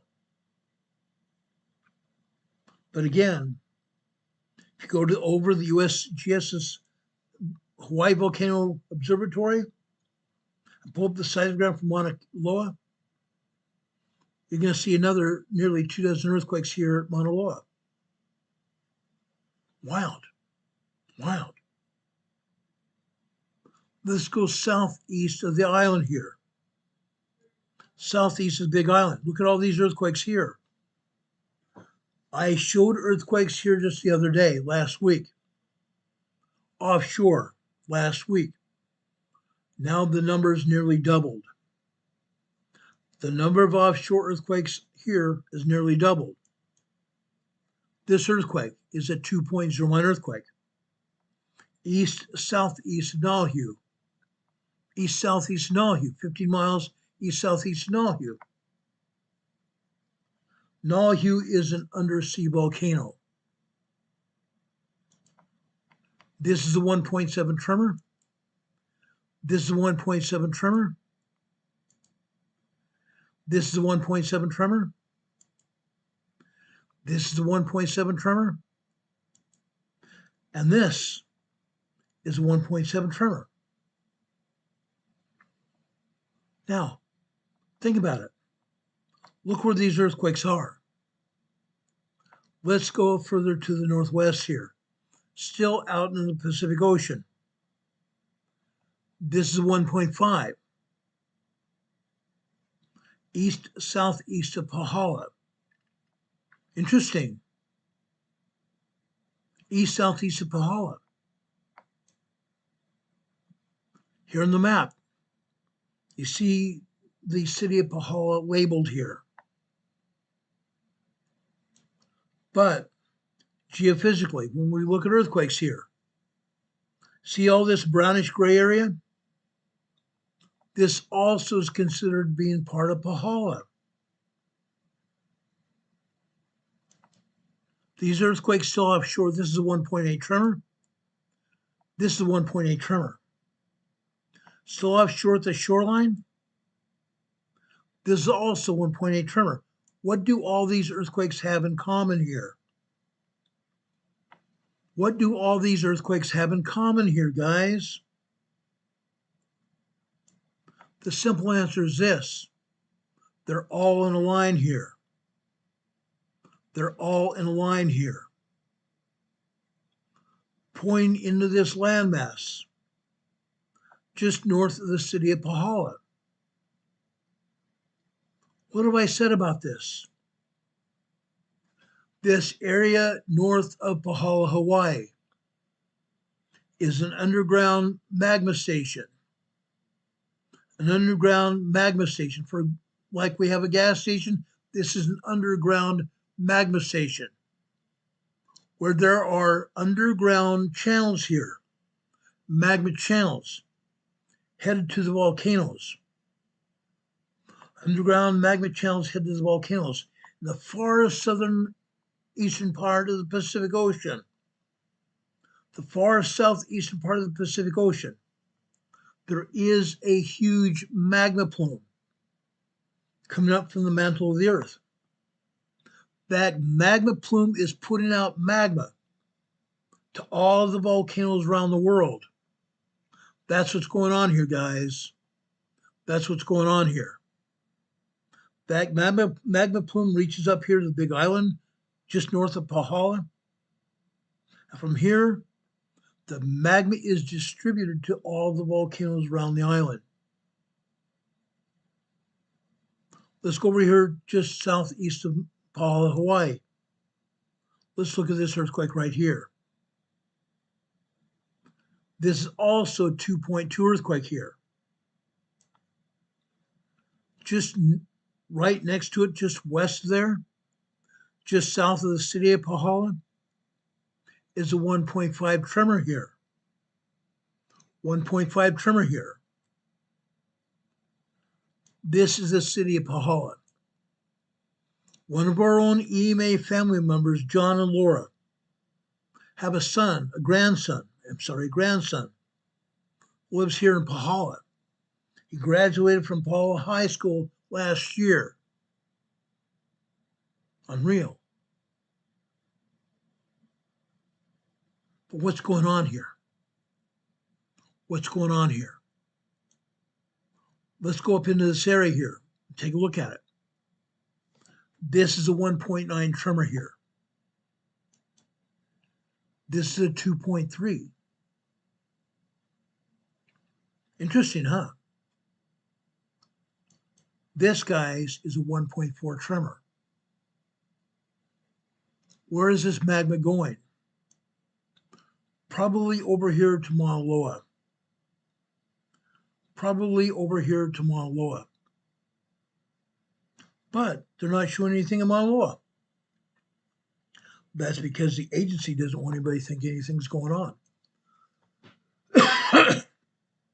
Let's go over here to Kilauea, Holly Mau Mau Crater.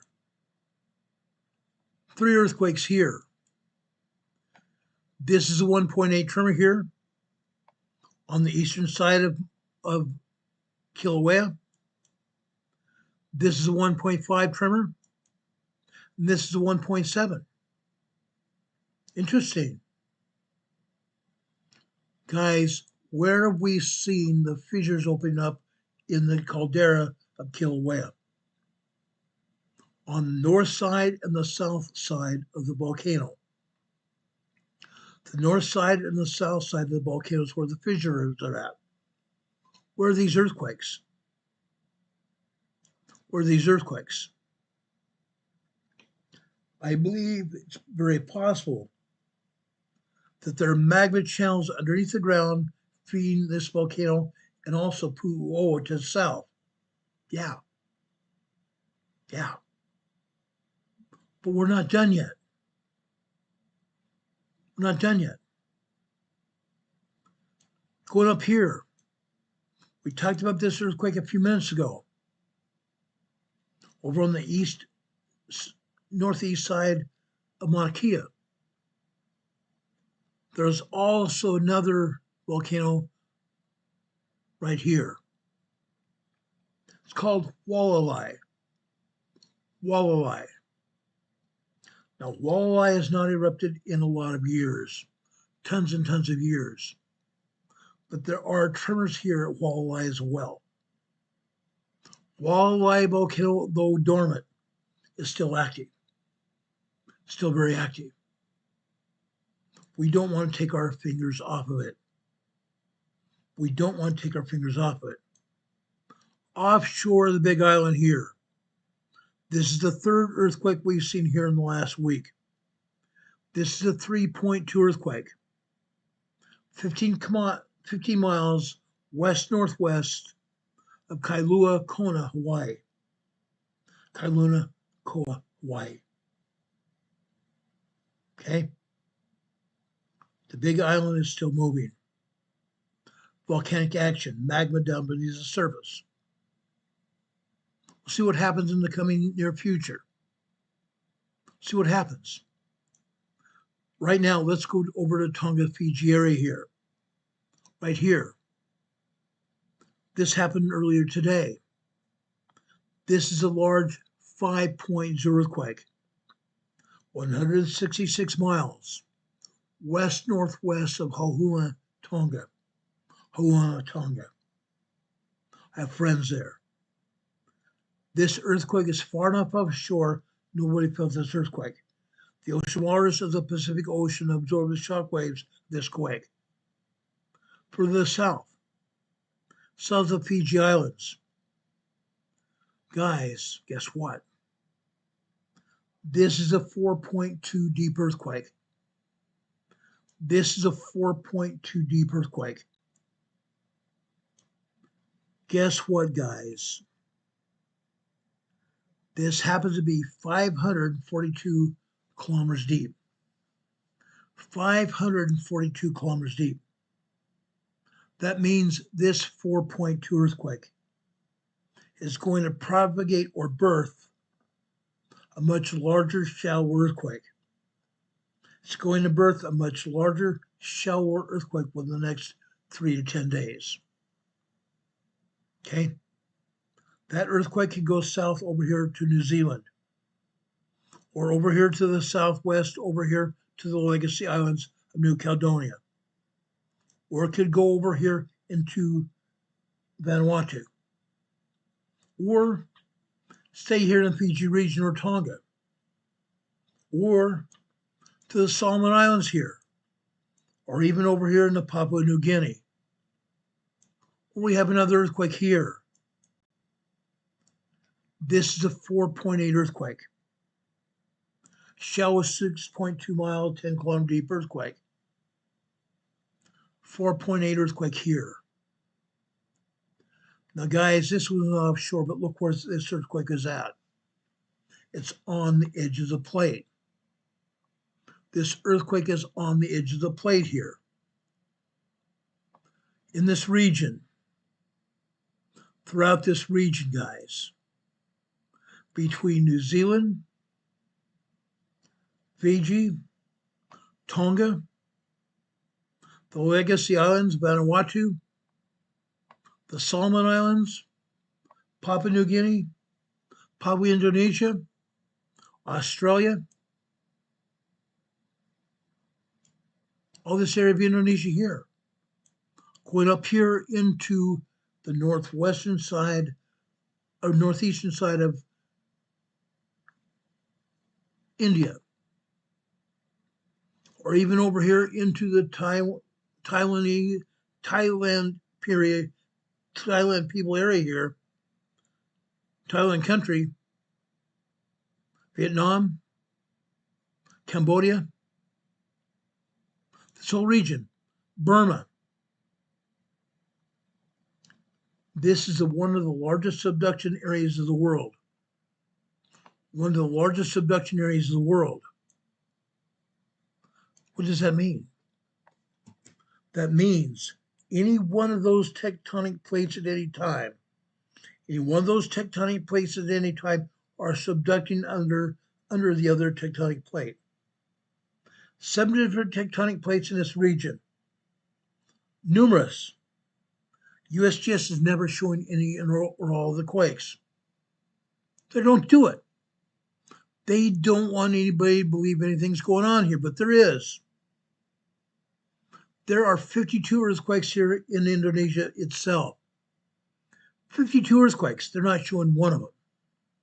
Not one lousy earthquake. There's an earthquake over here. Okay? This is actually considered India. This is a 4.7 earthquake here. 71 miles west of Bamboo Fiat, India, in the Indian Ocean. Guess what? This earthquake is on one of the tectonic plates. Headed up here to Burma. Head up here to Burma. Yesterday over here in Thailand, we had a very strong earthquake here. That earthquake did a lot of damage to people here. This earthquake going up here also going in the Burma area. 4.7 moderate earthquake. Last year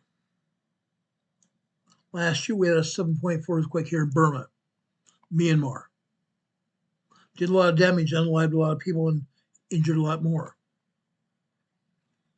I think we're going to see another one just like that. Look where the plate is. Look where this plate is. Okay. USGS is showing one earthquake up here in China. Kuga, China. This is also a frequent place for earthquakes here in China. We've had numerous large earthquakes here. This is a 4.6 earthquake, 6.2 miles deep, 10 kilometers deep here in China. 4.7 earthquake here. Look here in Europe. Look here in Europe. They're showing one earthquake here. They're showing only one earthquake here. This is a 4.0 near Bosnia-Herzegovina. Near Bosnia-Herzegovina here. 4.0 moderate earthquake. There are hundreds of earthquakes here in Europe. Hundreds of earthquakes all over Europe. 24 here in Greece. Going over into Albania, Romania, Hungary, Austria, Poland, Italy. They're not showing any earthquakes here in Italy. There are 42 earthquakes here in Italy. 24 plus here in north central Italy right here. Swarms of earthquakes hit this area daily. But USGS never shows one of them. Not one of them. Earthquakes and tremors prevailing here in the Alps Mountains. Going into Switzerland and France. All over this area. Going down here into Spain. They're still not showing any earthquakes here. Why not? We want to ask them, why not? There are earthquakes in Iceland. There are earthquakes in Canada. There are earthquakes here on the east coast of North America. Earthquakes all over the entire North American craton. Yes, they are showing some earthquakes, but not all of them. Where are the others? Where are the others? They're showing one lousy earthquake over here in northern Chile, Argentina area. One lousy earthquake. Guys, this is a 4.4 earthquake here in the mountainous areas of Argentina, Chile area, the border region of Argentina and Chile. 4.4 moderate earthquake here. This is 112 miles deep. Still a fairly shallow earthquake. Up here, southern Mexico. They got rocked by more than 24 earthquakes here. Close to 36 earthquakes here in southern Mexico. 42 earthquakes here in southern Mexico, as well as all of the other violence that's been going on. This is a 4.4 earthquake here. Pluma Hidalgo, Mexico. There are other 4.0, 4.2 earthquakes here as well. Dozens of minor and small earthquakes. Minor 2.0, 2.9. Small earthquakes ranging in size from 3.0 to 3.9. Central America, there are 13 earthquakes. Why are they not showing those? Why? 300 earthquakes here in the New Madrid Falls area, going all the way up to Illinois and all the way down to Louisiana. Tons of earthquakes. Why are they not showing them? The United States USGS is bragging that they're showing 270 earthquakes on the map. Guess what? I can probably go through and count these quakes, but they're not anywhere close to 270 earthquakes because they're hiding them. They are hiding the earthquakes, guys. They don't want anybody to know what's happening. Tomorrow down here in Southern California, we're going to take a serious look at earthquakes here in Southern California. From San Diego to the west, down here at the Imperial Valley to the east, or down here in Calipatria area, they're showing a 1.5 tremor. But again, they're disregarding what's actually going on here. Calipatria seismograph typically shows us anywhere from 75 to 150 earthquakes every day. Here in this Calipatria area, they show one earthquake. They've taken these seismographs off so we can't see what's going on. Westmoreland down to the southwest, there was a seismograph there they took off the line as well, showing anywhere from 25 to 50 earthquakes there. They've taken the one down in the town of Imperial. El Centro they've left up. The town of Imperial typically has a lot of earthquakes as well, ranging in the size of tremors, microquakes, minor earthquakes, and small earthquakes as well. El Centro. This past week here in El Centro, there were 9 3.0 earthquakes here in El Centro. We've seen as many as 18 to 20 3.0 earthquakes here in El Centro before.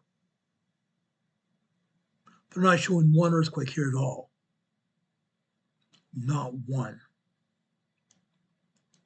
Down here to the southeast, Holtville.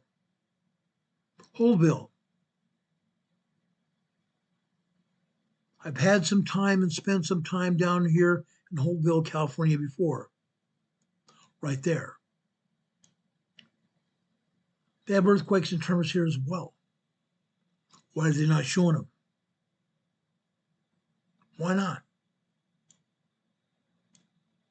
Down here in the southwest of the Imperial Valley, Ocotillo, California, they're showing a 2.5 earthquake.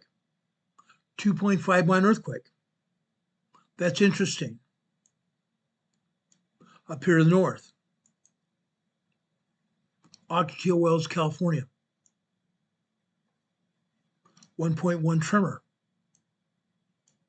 Northeast San Diego County, the Anza Desert area has tremors here. All kinds of tremors here. But they're still not showing all the earthquakes either. They don't want to do it. Southeast San Diego County, Pine Valley, a mountainous area here in San Diego County, 0.7 microquake. That's fascinating.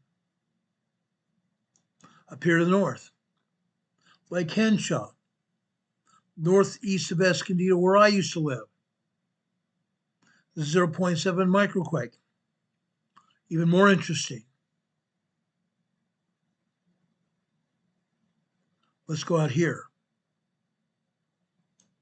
Right there. What do we have here? This is an earthquake just east of the San Andreas Fault. This is north of Indio, California.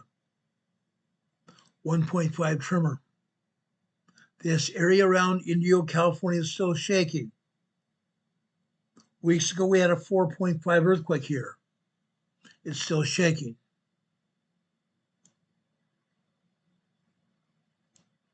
Let's go over here. Part of the Anza Desert State Park. We have a small swarm of earthquakes here. This is a 0.5 microquake, and that just happened. This is also 0.5 microquake here. Further to the south, 0.1 microquake. 1.3 tremor here. Fascinating. North San Diego County. North San Diego County. Tremors and microquakes. Fascinating. There are more earthquakes here than ever, but we're not being shown them for whatever the reason. And anymore, I don't really care.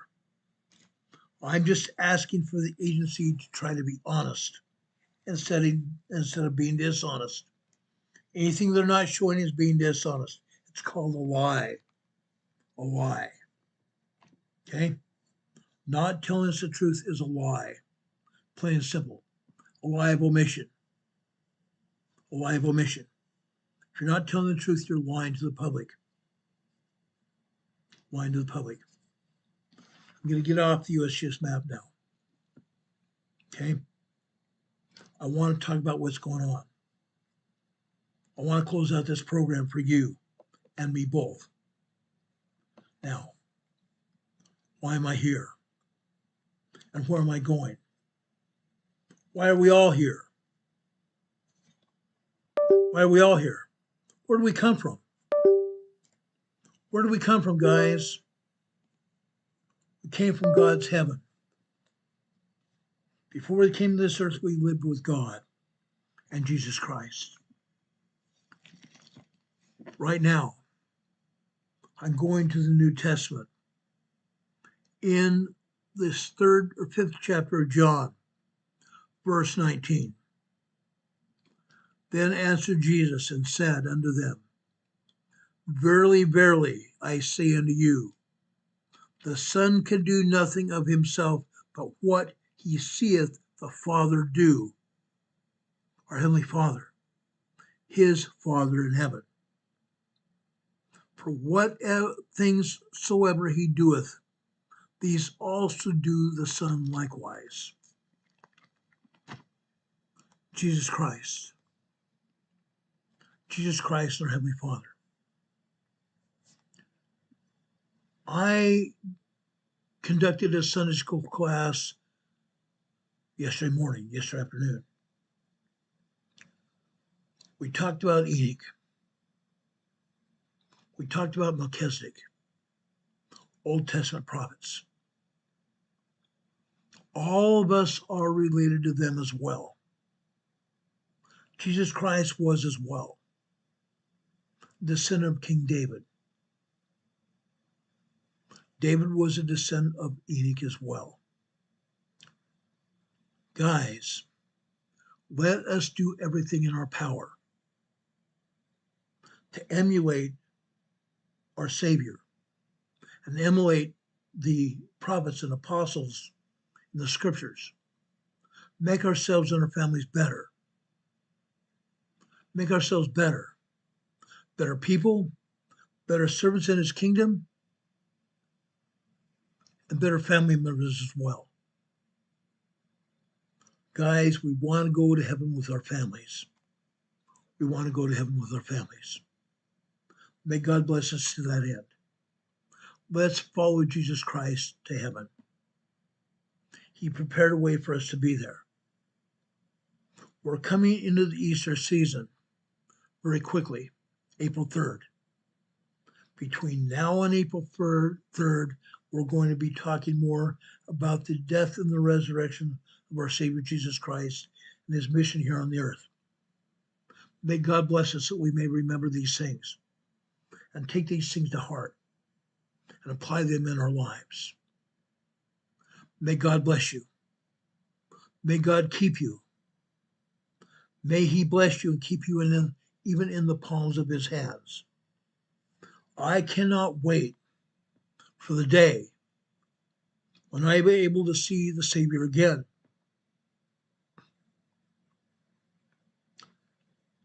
And see the wounds in his hands and feet. And I will not know any better than I know now that he is Jesus Christ, the Son of the living God. I bear testimony to that. May God bless each one of us, that we may also gain a testimony of Jesus Christ, and also that our family members will as well. Let's bring them to heaven with us. God be with you this day and always. I pray that God's richest blessings go on your family's heads. God bless you. God be with you until we meet again. We'll see you on the other side. Have a good night, everyone. God bless. See you soon. God be with you until we meet again.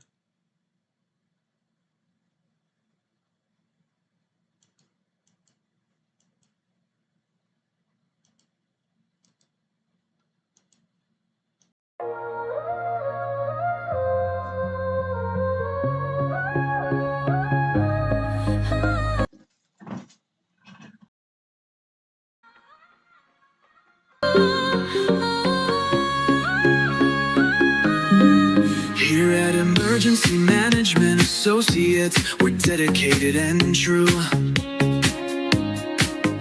bringing you the essential knowledge, helping you see things through. From disaster preparedness to navigating recovery's embrace, we're here to guide you in every unpredictable time and place. We break down the complex, make it easy to grasp and absorb, sharing strategies for safety, the vital lessons you can't afford to hoard. So thank you for watching, and thank you so much for your sub. You're a key part of our growing family, a member of our knowledge club. With every like, every share, and every comment you send our way, our critical message spreads further, helping more people every single day. Together we're stronger and more prepared. That's the truth we all abide. You help us build resilience with nowhere for uncertainty to hide.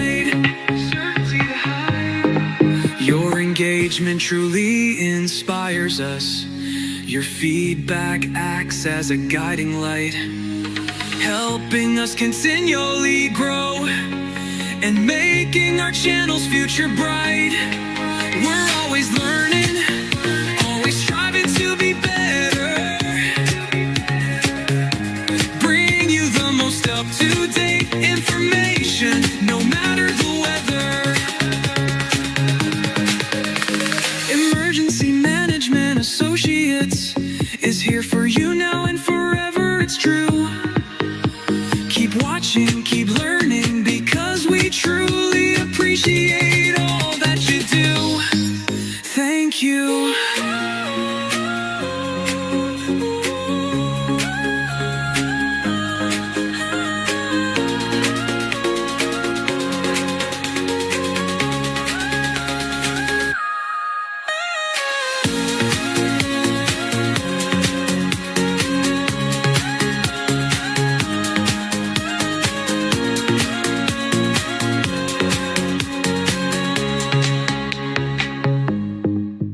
Thank you. Thanks, everybody.